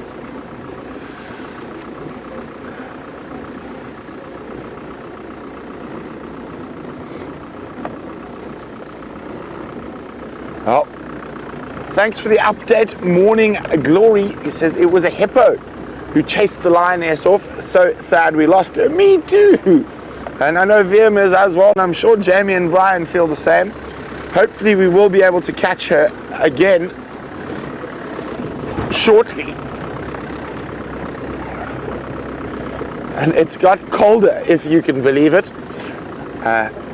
I reckon, especially here where we are, right down next to the river systems, it must be at least 48, or at most 48, 50, so around 9 degrees Celsius.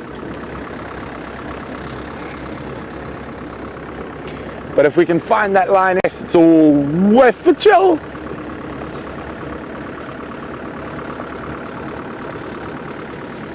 It's definitely got colder. What do you think, Liam? Yeah. Liam, it's freezing. So I know James has been chatting about some conservation issues this morning and global issues, and one of them is global warming. And VM often has some of the best one-liners that ever happen out here. And when we got the update from Final Control that James was chatting about global warming, VM's response is, well, we could use some global warming about now. And as it gets colder, I almost tend to agree with him.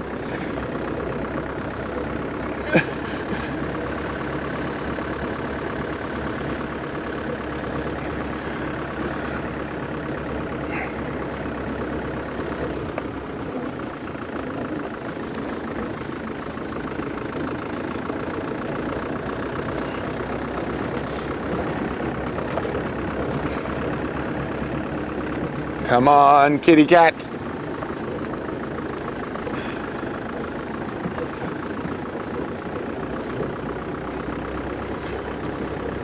Now, if she didn't get a good drink and that hippo chased her off, she might go back later on, so keep an eye out on that damn cam.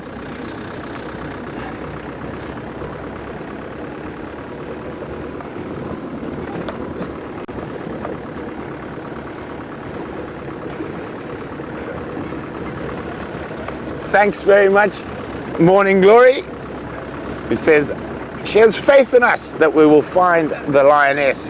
I hope you're right. Now, my hot water bottle's even getting a little bit chilly. Well, it's still lukewarm, I suppose it could be described as. How's your hot water bottle, Vim? Vim says he's going to start drinking out of his hot water bottle soon, it's so cold.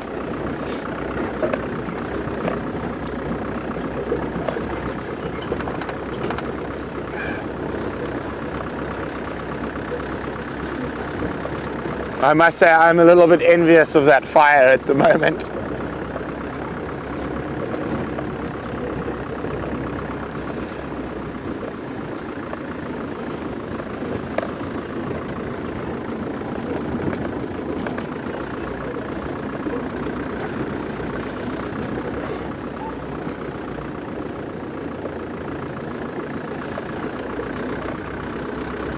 Melissa says it seemed like she was calling her cubs and then she left.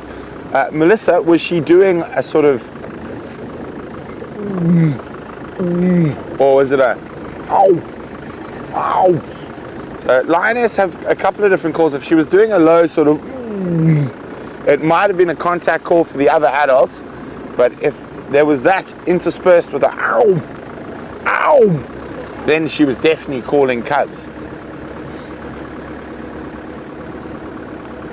So we've suspected she's got her cubs somewhere in this low-lying area ahead of us.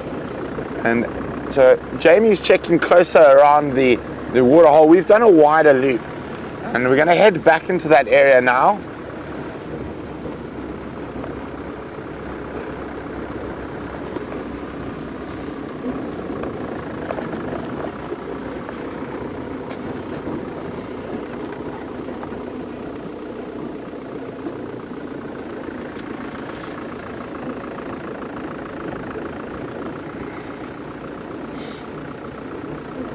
There we go. Lucy in South Bend, Indiana, says the lioness didn't even get anything to drink, so it is possible she might try go back there a little later.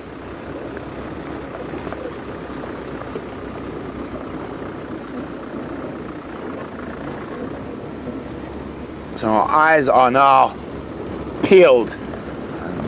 Maybe she didn't move too far.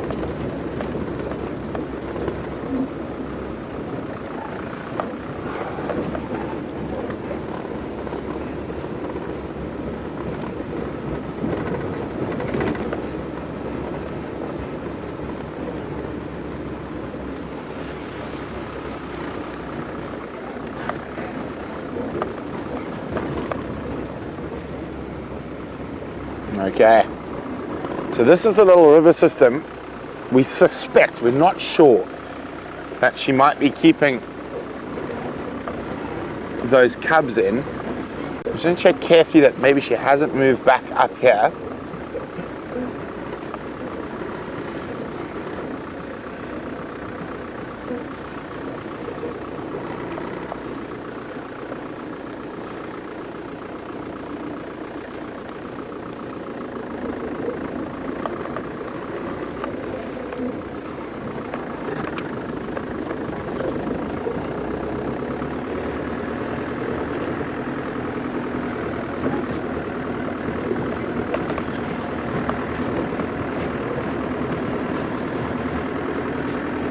Come on, madam.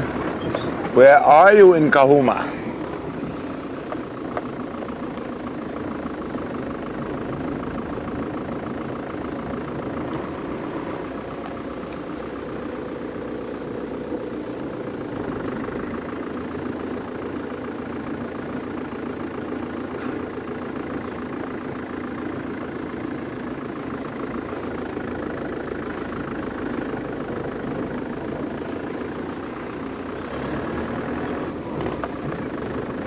Go away bird alarm calling, but they do alarm call at birds as well, but it is the right area.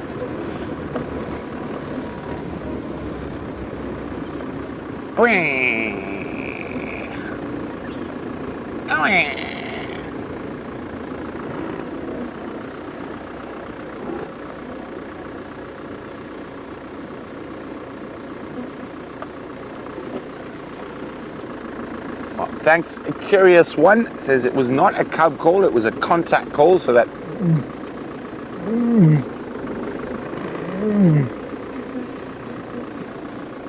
now I'm going to suffer, but I shall suffer for the chance of a lion. Off with the hot water bottle, off with the leg blankie, and I'm going to try stand and look down into the river system. So while we hopefully get a chance at finding this lioness, let's go see how the two toasty boys next to the fire are. He really just can't let it go, can he? He's like a dog with a very manky bone, or a hyena with a bone. Oh, it's so hot by the fire, I'm freezing here, risking my life tracking lions, blah, blah, fish paste. Now, our Beard, a very nice question from you about what are the best developments that we know of in the Kruger National Park over the last few years that have made a conservation contribution. Steph, you've got an idea. The Kruger National Park has sort of remodeled itself recently, and I think contrary to the general belief of the people that were utilizing the park for their own benefit, and everyone expected this downfall and collapse when the Kruger National Park reshuffled its management, probably around about 1998, 1999. I've only seen good things come of it. We've had the park start to utilize more of its surface area, which of course has created more employment opportunities. It's creating new opportunities for business or traditional business to be restructured, and so more money is going to communities on the outskirts, more focused to specific communities or specific projects. And I would just have to say that the rest camps have all been renovated. The redistribution of positions is now finally in its final phases, and so we're getting people actually moving forward. I don't know. This may be a bit controversial with me saying it, but I believe totally that the Kruger National Park is a better place today than what it was 20 years ago, 25 years ago. Steph, of course, is being very politically correct, and I am inescapably not politically correct. And basically, I mean, before 1994, the advent of the democratic era of South Africa, the Kruger National Park was kind of a bastion of I don't know, it was a very white place. It was a pale white place, and it was a bastion for sort of white conservation efforts, where there very much was a fences and fortress conservation approach, where if you came across the fence, you were in big trouble, and there was no engagement with the people living outside. And as with all changes in political order throughout the world, any government institution, which is what the South African National Parks is, saw a massive change in management, as Steph says. And quite apart from the doomsdayers saying that, well, you know, these people don't know how to manage land and these people don't have the experience, blah, blah. It's, as Steph says, the Kruger National Park is a more pleasant place to visit now. There are far more people visiting it of all races in South Africa, which is extremely important. And so more and more people, more and more South Africans are being exposed to our amazing wildlife heritage, which of course is the whole reason we do what we do. Without people being exposed to the wildlife heritage that we have, what on earth reason would they have to help us conserve it? And why would we want to conserve land and animals if we don't know about them? So that's hugely positive.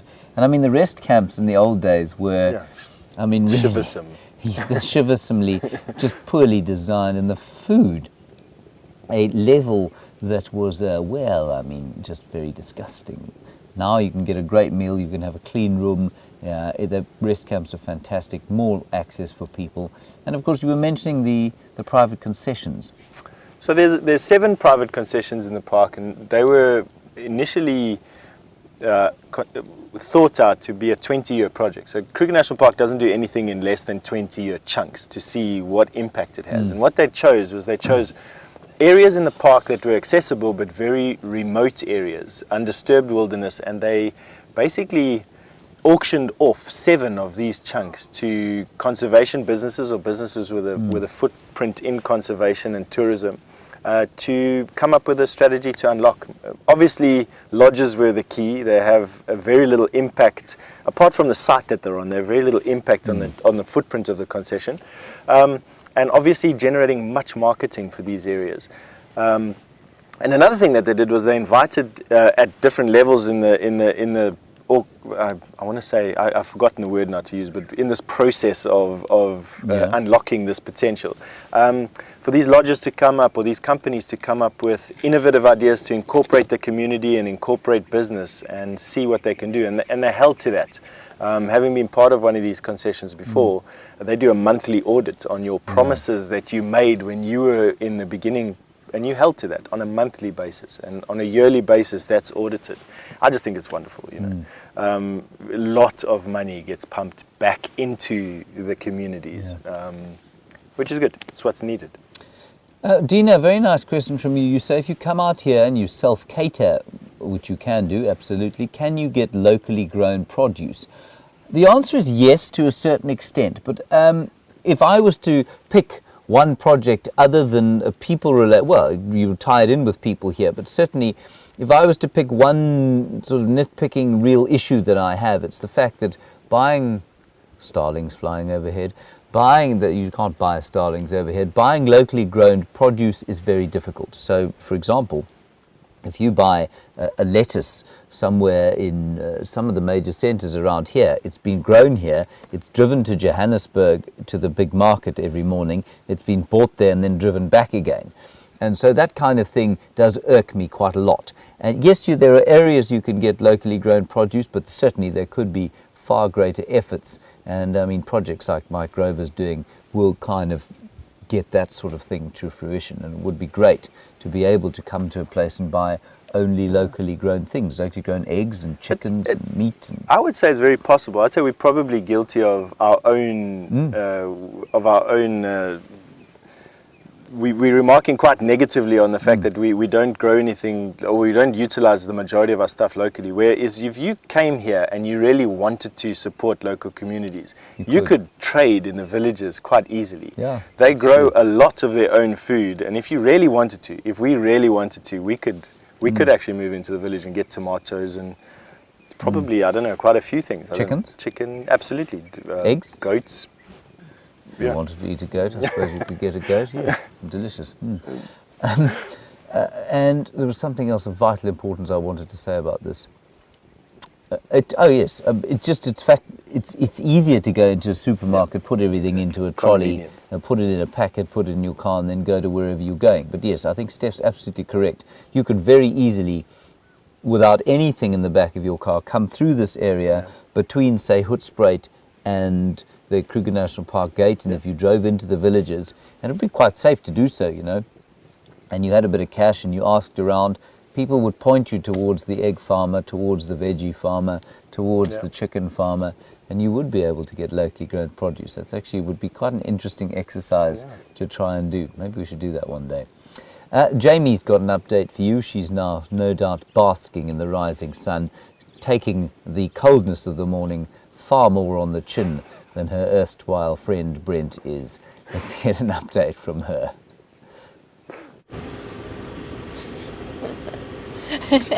A slight exaggeration. It definitely took the wind out of my sails there, because I was about to start talking about how freezing it gets just before the sun comes up, but now I have to take it on the chin because James said I did. It's cold. It is very cold. It's really cold. I've been trying to take it on the chin, but it has definitely, there's a strange physics involved in the fact that just before the sunrise it gets so much colder. And the glint of the morning light is slowly touching the tops of the trees. So I'm thinking along those lines. I know that there's a ridge between here and Mvubu Road, which is where I'm going to go next to look for that lioness. So I'm thinking, you know, we can sort of sit on the crest there, wait for the sun to reach us. It is very cold. It's the kind of cold that burns your nostrils and your eyes, with the wind chill factor involved as well. That also really doesn't help at all. I think that this lioness might have given us the slip. And it's sad because we have the buffalo to thank for that, in my opinion. I think that they thought about chasing her and she just decided she wasn't going to hang around and have to put up with that. That being said, thank you to Siberia Zumi, who has sent through an update about where they think that she went. And that was into the little thicket, not over the dam wall, but into the little thicket around there. So we'll go and we'll triple check there, but I'm going to do a big loop first. Her tracks come out of exactly the same spot as they did the other day. So it's almost certain that she's denning in that area. We don't want to push too hard. Obviously, if we were to try and follow her in there, we would potentially scare, well, we don't know exactly where the den is itself. We will be keeping a close eye on where we go and how we manage that situation. It is a negative lock. In other words, we can't go tracking in there. Come on, son. We're nearly there, Brian. I see sun on this road. We're going to go and find it. Yeah. And we'll wait for the male lion to come to us. He must just come to us.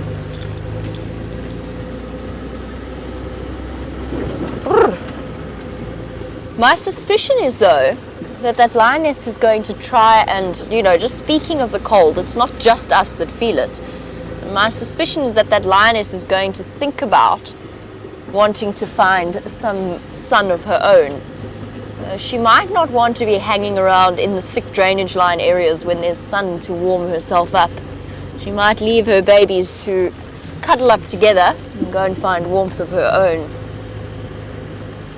Oh, the noticeable difference as we drive up this road.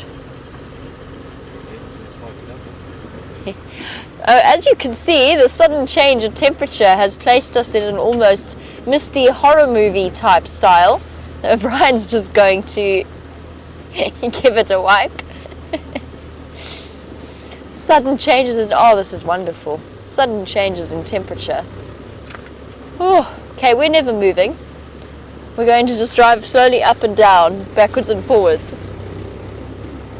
And Brian, on that subject, which animals respond to the early mornings the best, apart from us? A lot of the crepuscular animals start to move around in the early mornings. Actually, early mornings is best for a lot of the different animal species because it's that perfect in-between between the nocturnal and the diurnal. But things like wild dogs and cheetah are their most active at this time of the day because they know that later it's going to, particularly in summer, but winter as well, they know that later it's going to get very, very hot and uncomfortable for them. So they want to get as much potential hunting done as they can as they go along. I was just stopping to look at old lion tracks there, but it's not our lioness. Most of the animals are going to start becoming active now. The impala, the buffalo, all of those ruminant animals will be trying to find a nice sunny spot to warm up and to, for now, ruminate. They're not in a rush to start feeding, but they are going to be ruminating and just enjoying the fact that they survived the night, and the dark and the cold, and the predators roaming around.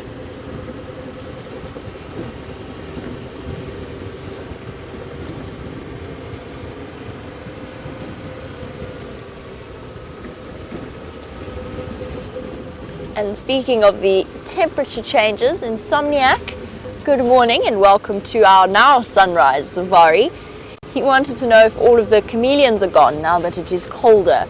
They're not gone, they are in a state of estivation, hiding up somewhere in trees or in crevices in the ground and basically slowing their metabolism down. But yes, the chances of seeing a chameleon at this time of year is very, very slim. They are particularly sensitive to cold. They are ectotherms, just as all reptiles are. But I did see a chameleon once in midwinter, and it was, the poor little thing just couldn't move. It couldn't even change color. It was so cold. Now, they do occasionally come out, but it's very seldom that they do.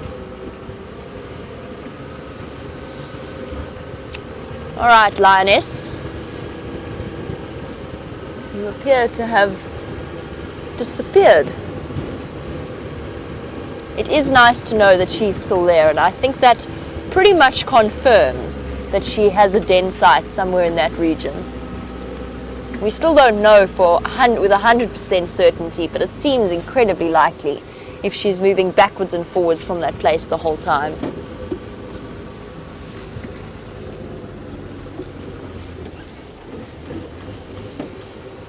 Do one more loop, check around where Siberia Zoomy suggested that she might be. Let's see if we can't get this Dacre on camera at the same time.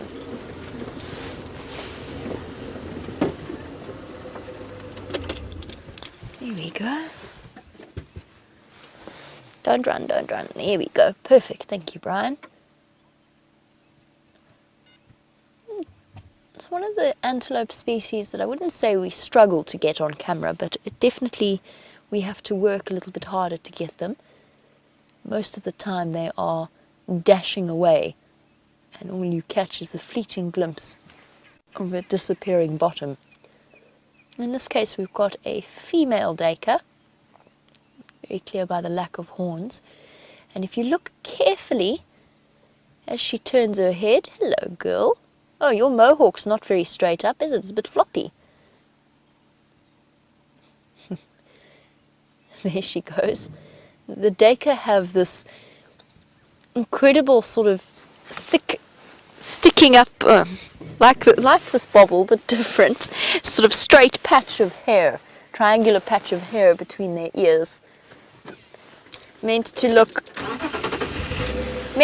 intimidating in some way. And I'm not sure if you could see very clearly, but in that morning light, her preorbital glands, the glands close to her eyes, were actually clearly visible as dents in her facial structure. Okay. Bumpy, bumpy, everybody hold on.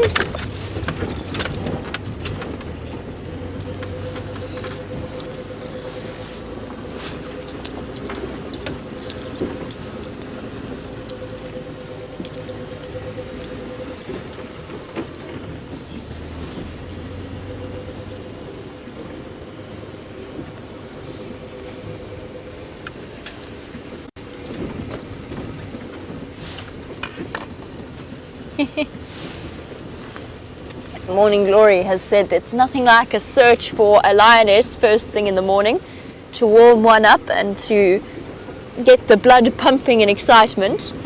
Oh, that's an absolutely fair point, although I would say conversely, Morning Glory, there's nothing quite like the race towards a sighting to add or drop your temperature about 5 degrees as you speed along. But it certainly gets us really, really excited and interested to try and see if we can't follow up on those animals.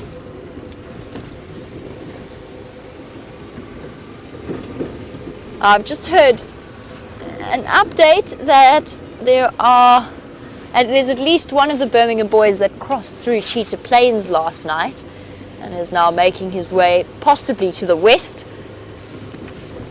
So we know where 1 and 2 of the Birmingham boys are, but not the rest of them. I'm going to send you back to James and his nice warm fire so that you can warm up there, and we're going to continue the search for this lioness. Now she's also complaining about the fact that we're at a warm fire. Yes, it is warm. Steph's taken his jersey off, as you can see. I'm still sitting in my jersey in solidarity with my mates out in the bush. Not that I want to be there with them.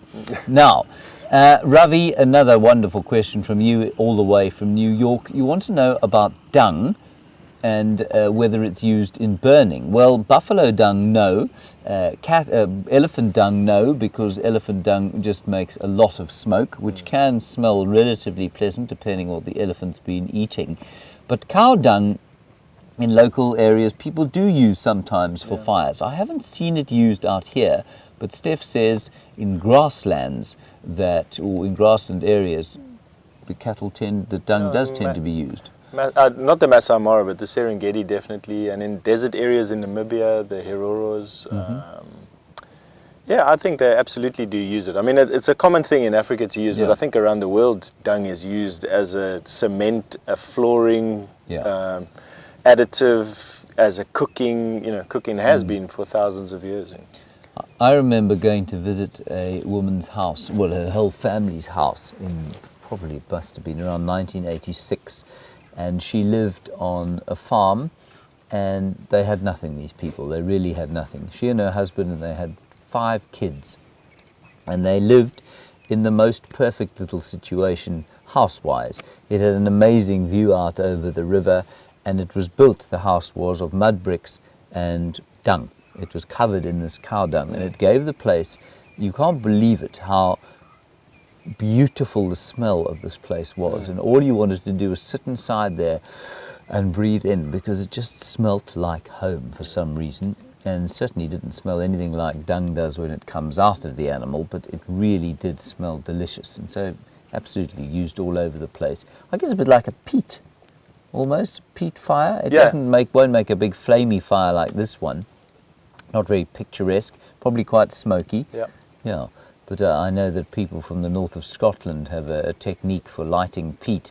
I believe it's almost impossible, but they do, and I think it's probably much the same with the cattle dung out here. Jamie has got a mammal to show you. I do indeed have a mammal, and in fact, a very alert mammal. Two kudu, a mother and her calf, and they're staring intently off into the distance, but not in a panicked way. I think it's more likely that that oxpecker suddenly was irritating the little one. Yes, those birds are a bit of a pain, aren't they, baby? But they're going to be with you for the rest of your life, fluttering about, picking away the ticks. I don't think they're alert for any reason other than they've spotted something moving in the distance, and it's probably another kudu, just given the way that the longer you sit and watch one kudu, the more kudu you find in the background. I think that's what they were looking at, just trying to make sure that there were no threats coming through towards them. They're such beautiful, graceful creatures. And you can see, if you look carefully, you can actually see how puffed up they are in this cold morning air. And like a lot of the other animals, us included, they have been trying to move onto the crests to keep warm. And there you go. I was saying about if you look for one kudu, others shall appear. Big bull in the back, and he is magnificent. I think I've seen him here before. I think he's one of the biggest, not in terms necessarily of horn size, but in terms of body structure and stockiness. I think that he might be one of the largest kudu bulls I've seen out here. He's very, very bulky, standing well head and shoulders above the female. It's a nice contrast between the two of them. And then slowly wandering along behind us is the rest of the group of kudu. Coming through. A couple of young males cautiously stepping out. Much, much smaller than that bull that is associated with the female. Oh, look at that oxpecker clinging onto its belly. That's amazing. Acrobatics. And here comes the calf.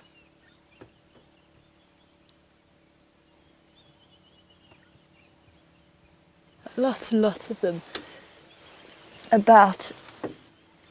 Oh, I think they were just looking at other kudu. You can just have a look at why in this kind of vegetation having horns can be such a hindrance as opposed to a help. Particularly a kudu's horns, which are designed more than anything to look intimidating rather than to actually be exceptionally useful. And when they do fight, those horn clashes can be very dramatic, but not really injury-inducing unless they actually manage to get tangled up together. So it's purely for reproductive purposes, and most of the time just for intimidation purposes. And Joey, I'm glad that you have stuck with us this morning. Joey watching in Australia. He'd like to know how tall that kudu is compared to me. Joey, let me think of the easiest way of describing it. So if I am close to 165, 165 centimeters, maybe a bit taller. I'm not 100% sure exactly how tall I am. Around 5'7". Oh, that's beautiful. Oh boy, aren't you stunning? And his shoulder would come about up to, close to my shoulder actually, just a little bit lower, just a little bit lower than my shoulder, and his horns would be taller than me, so right from ground to the top of his horns, he would be taller than I am, and a great deal heavier.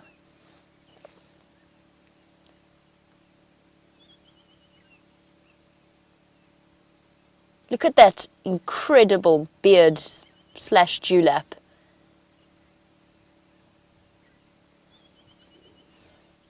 It's absolutely gorgeous.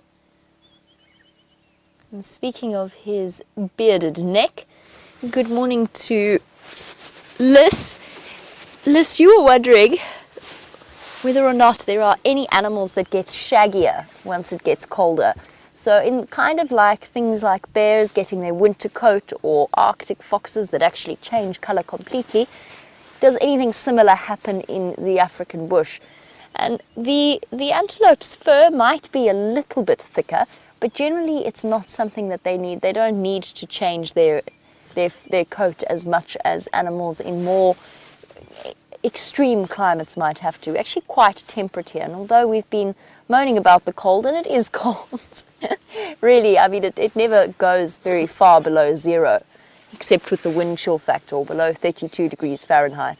So our animals don't really need to grow too much of an extra coat, although I certainly wish that I could, in a way, just have a sort of a warm undercoat on. It's just no matter how many layers you put on, the cold bites its way through. Now, could you have left? We shall continue onwards in search for the last section of the sunrise safari, see if we can't find that lioness for you.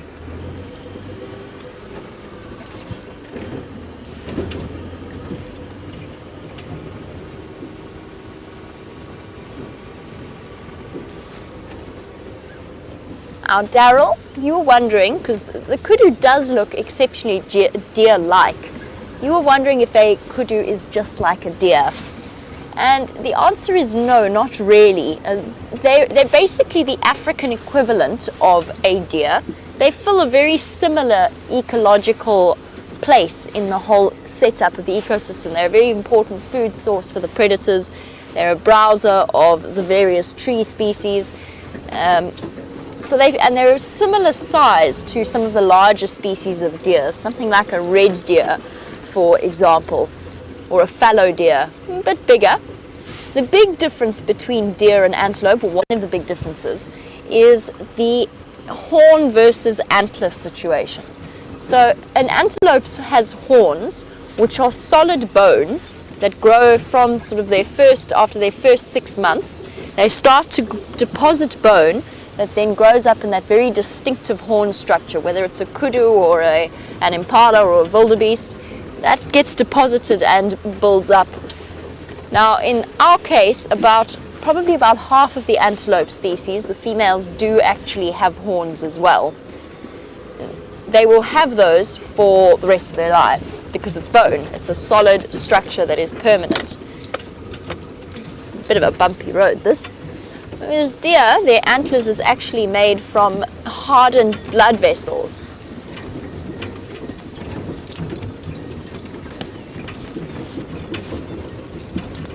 Sorry about that, everybody. Just trying to get through the bumpiest part. That was the road that, during the rains, the elephants had an absolute wonderful time digging up the mud and throwing it around, and they left us with not much of a road at the end of it all.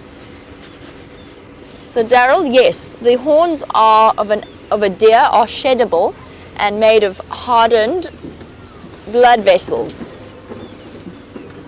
And speaking of our different antelope, James Richard, you were wondering about the track size of a duiker versus a steenbok, and you were wondering how similar in size they are. The answer is very, very, very similar in size. A steenbok track they're both very tiny. We're talking about possibly less than an inch in length. A steenbok track is very sharp and almost like an impala. It's like a little mini impala. Very sharp and with defined edges. A duiker track looks like a perfect symbol of an iron. An iron is in the thing that you iron clothes with. The kind of thing that they'd use for the symbol on a t-shirt label or something that says "do not iron." That's the shape of a duiker track. Very similar in length, slightly wider and slightly more heart-shaped. But tricky, that's a tricky one to tell the difference between all of those. the little antelope, and when you throw baby impala into the mix, you've got an exceptional complication. I'm pretty sure that Brent was planning on heading back towards where that male lion was calling us, so I'm trundling towards Gallagher's shortcut, but let's find out from him what his plans really are.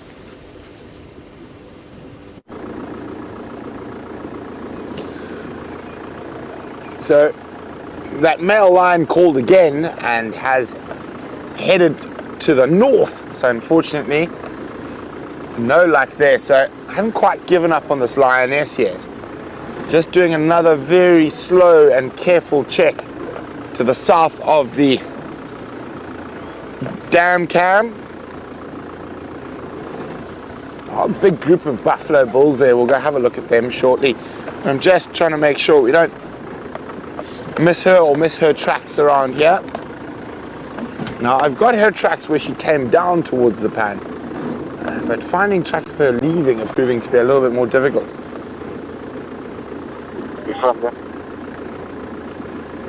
Yeah, guys.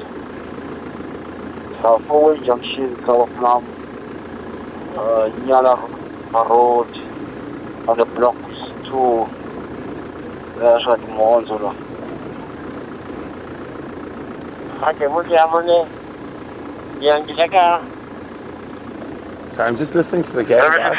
Yes, somebody is the long for.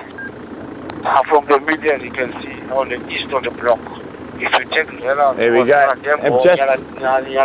They've just found that male line almost exactly where I said to Ephraim. If you go to the Buffalo's Hook sign and you go east towards Long Pole, that's where he sounded like he was heading. So someone's just found him right there. So he's in Buffalo's Hook. We thought maybe the lioness went towards Inga's house, but no such luck. Well, let's go look at some of these buffalo bulls. So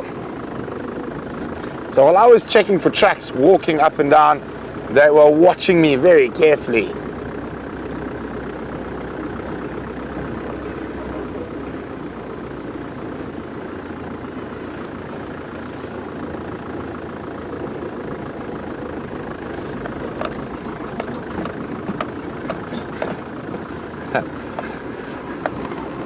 Thank you very much, Maggie in Australia, who says I've been doing so well to let go of my addiction to the word so.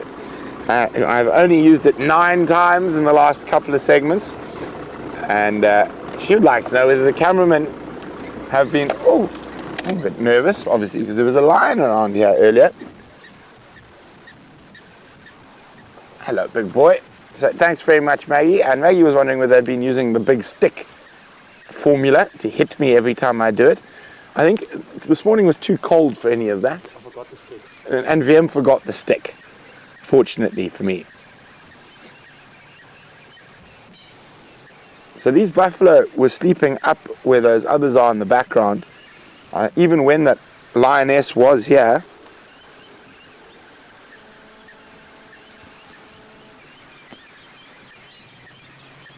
And in the background you can hear Juma waking up. Everyone is starting their day and we're about to finish ours, or morning at least.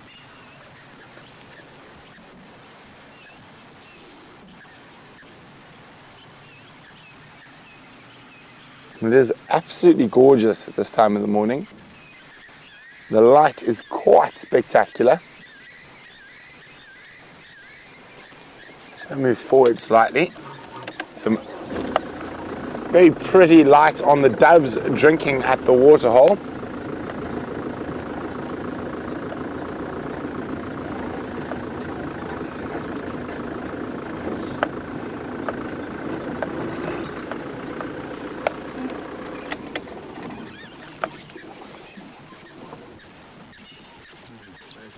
No, they took off as we got here, unfortunately. Oh, but there is a green pigeon.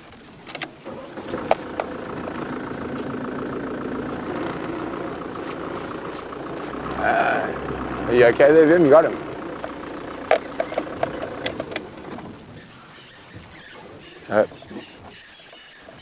Oh, she's right here. Okay, I've got her calling. Right here, that lioness. She might be coming back towards the water. It sounds like she's on Mvubu Road. Is there anything behind us, Vim? That was very, very close, that call.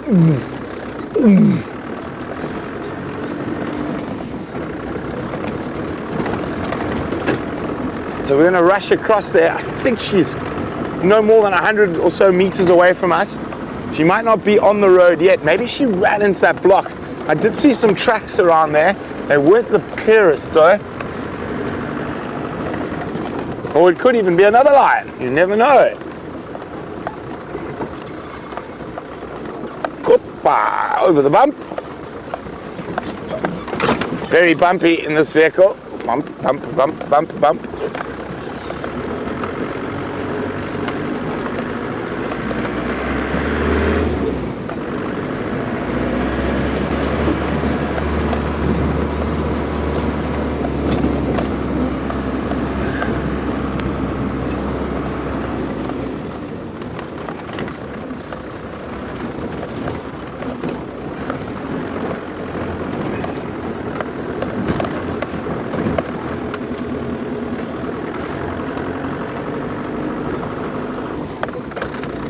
She was probably watching VM and I walk around trying to find her.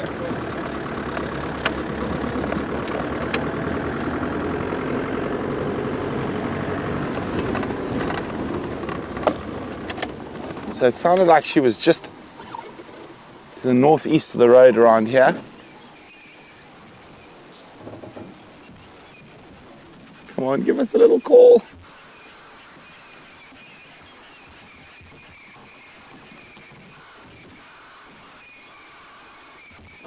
I'm trying to say, even if she disturbs some birds.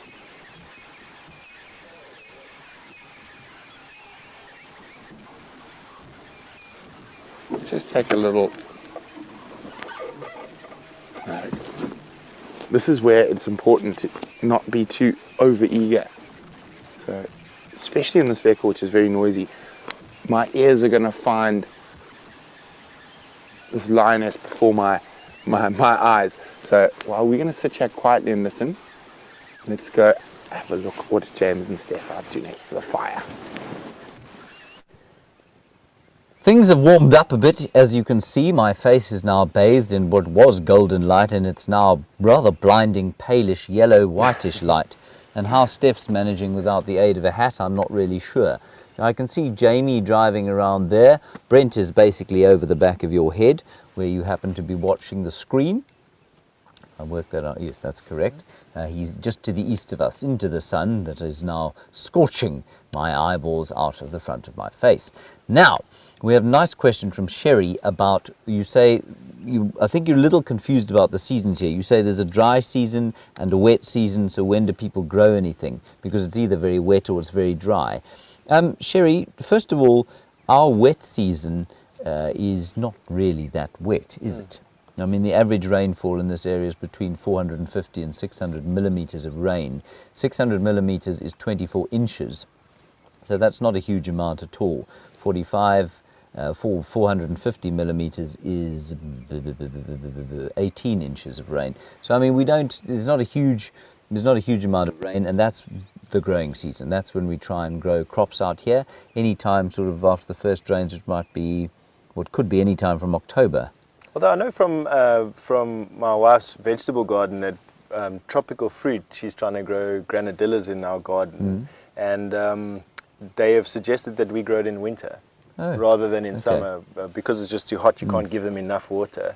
So there's definitely enough sunlight here to do crops year round. Year round, yeah. So complementary crops, but I don't know what the guys plant.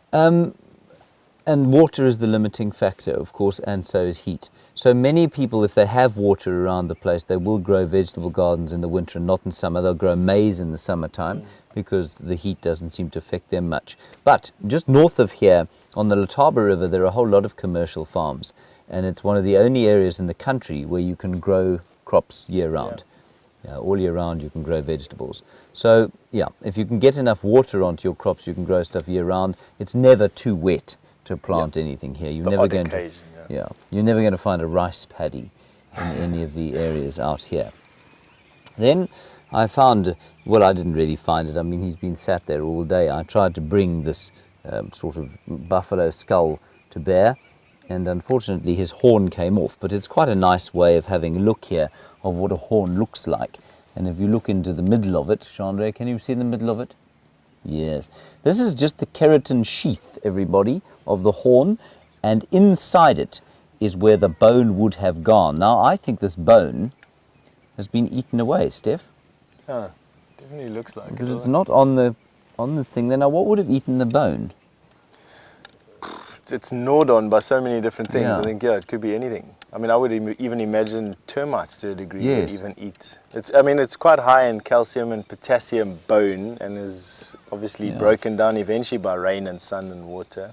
Well, that's quite interesting, because in here, I mean, Chandra, if you don't mind, in there again, you can see that slightly discoloured greyish soil. And that certainly does look like termite mound to me, and I wonder if this hasn't actually, the bone's probably been eaten out by termites. It wasn't anything largely carnivorous, because, well, they wouldn't have been able to get at it. So I'll just show you where it was attached. John, if you might follow me.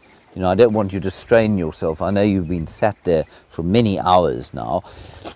But it was attached like that, and the bone from the skull actually grows outward like that, and then it's covered in this keratin sheath. And so the termites have probably got in there and they've eaten it out. And what's also interesting, of course, and many of you will know this, are these keratophagous moths. And that's keratin-eating moths. And I'm going to ask Steph to tell you about them, because I always get this story a bit mixed up. Are you au fait with? I can try. I mean, I don't quite know exactly. So this is a moth. This is actually what you're looking at over here is the pupae of the moth's caterpillar just before he became a moth.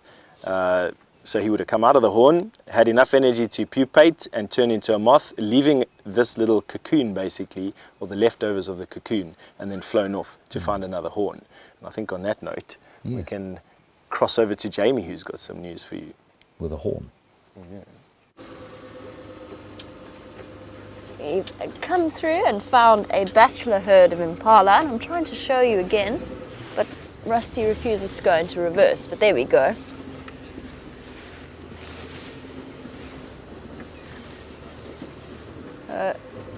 Dark in colour, exceptionally fluffed up after the cold morning air, and accompanied by the fork-tailed drongos, fresh out of bed, or at least from roosting in the trees, and fluttering about trying to capitalise on breakfast.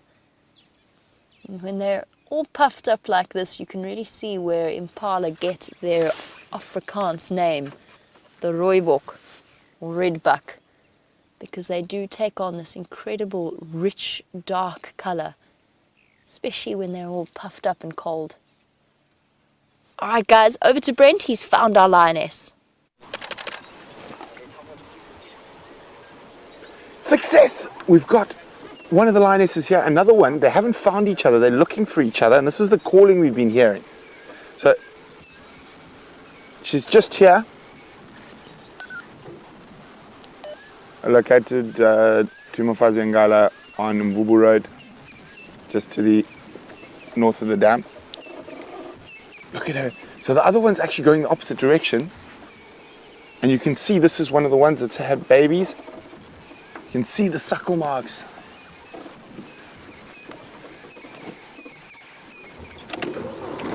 So the other one's just gone off towards Gallagher, and this one's running in the wrong direction now.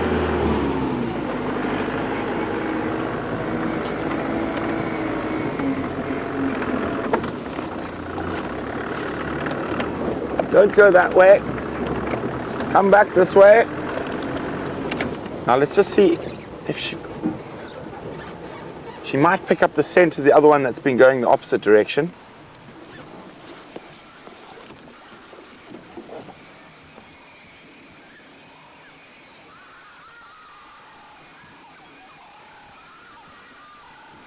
There we go, she's changed direction again. Oh no, don't go east.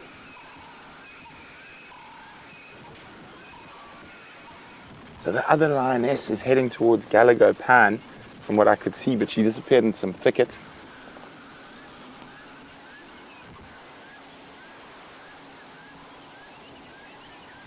Might have a little call shortly. We're not going to be able to follow her into there. It's very, very thick and steep where she's going.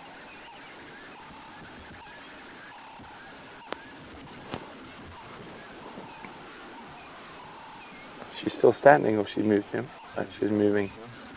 Coming back this way. What they need is a little contact call. Come on, guys. Been talkative all morning. Oh, look at that. How beautiful is that with the backlight?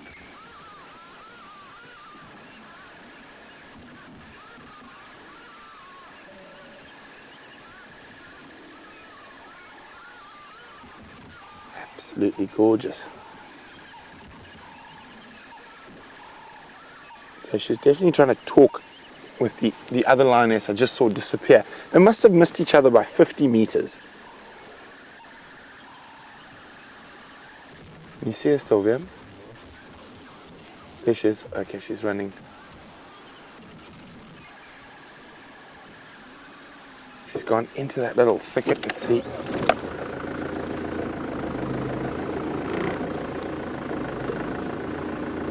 Yeah, I'm just catching movement of her as she dashes through. She might pop out right around here. There you go, she's going to pop up right next to us.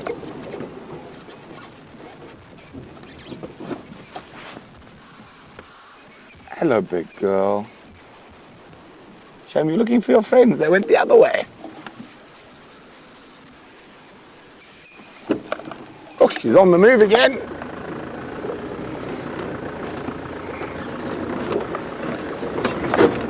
Bouncy bounce.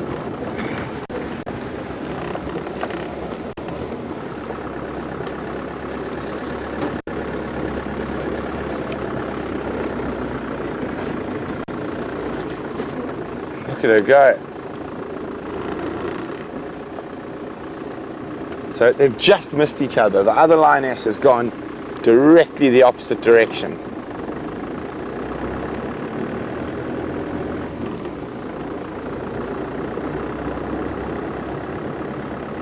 She's seems very excited to see one of the other members of the pride. She's probably not seen them for quite a while she's had these cubs hidden.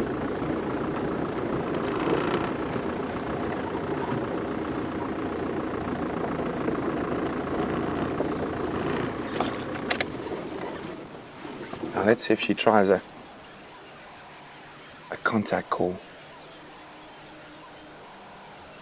Oh, isn't that beautiful? There we go, listen.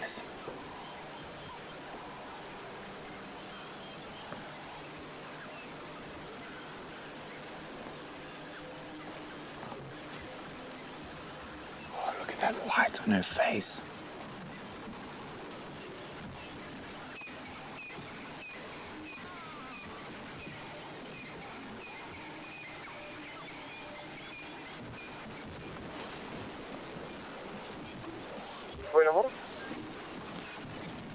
Ja, hoor. Ja, heeft die twee maar zo dan.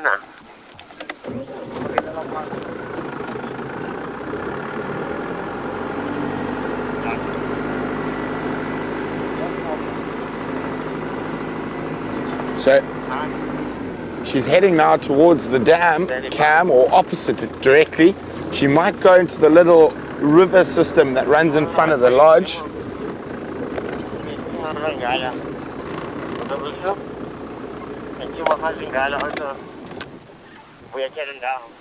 So I think we're gonna extend a little bit and just stay with her. I just think it could be really fantastic while she's on the move now. If we see them meet up, and then now she's spotted those buffalo. That's a bit big for her by herself.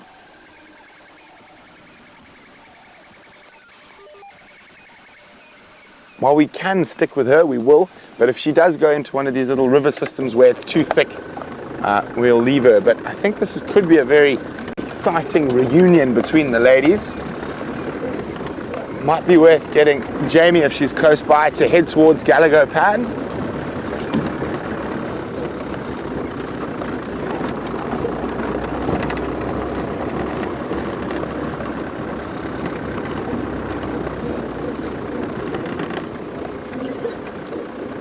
After you, lady.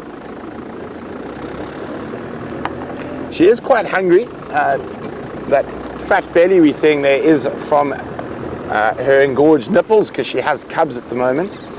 Now I'm not sure which is lioness. This could be the one that's got the den side all the way in Tortured. Oh, there we go. I think she might have picked up the scent of the other. But it also could be the one who thinks got cubs on Nkhuma itself.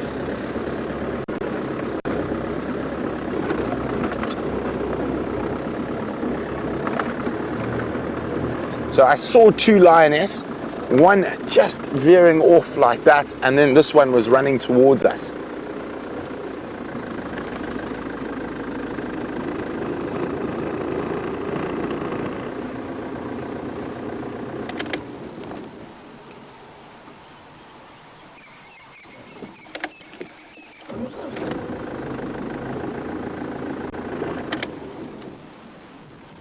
What she's hoping for is to hear the other female call.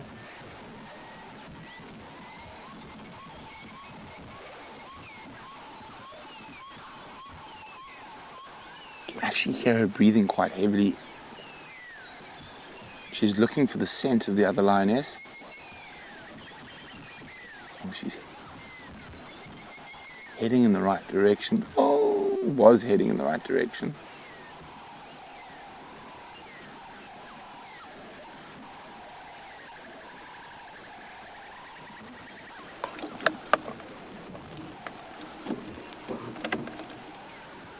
Here we go. She's literally on that other lioness's trail now. That's the last place I saw the other lioness, was just off through here.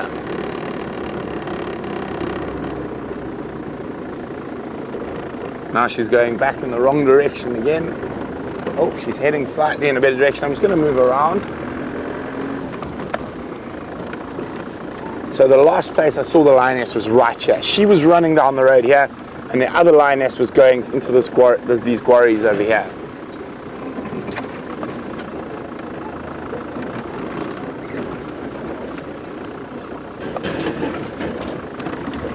Straight down that big path there.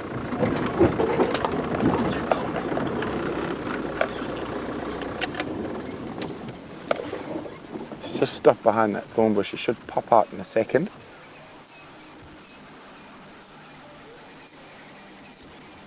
She's on the right trail now.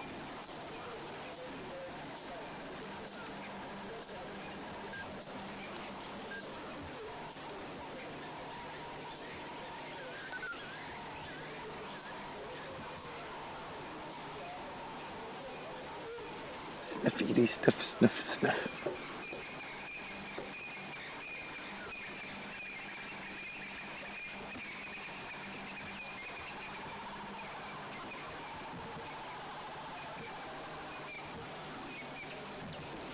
Isn't this light just gorgeous? I hope you guys are getting some fantastic screenshots. Oh, my lens has missed it up a bit.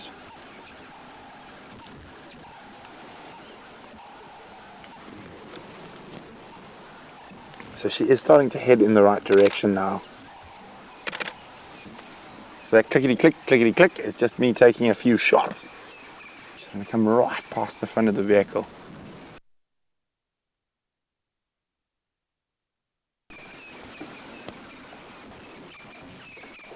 Now, that lioness was walking very close to her. If she gets that right scent, she might even start running again.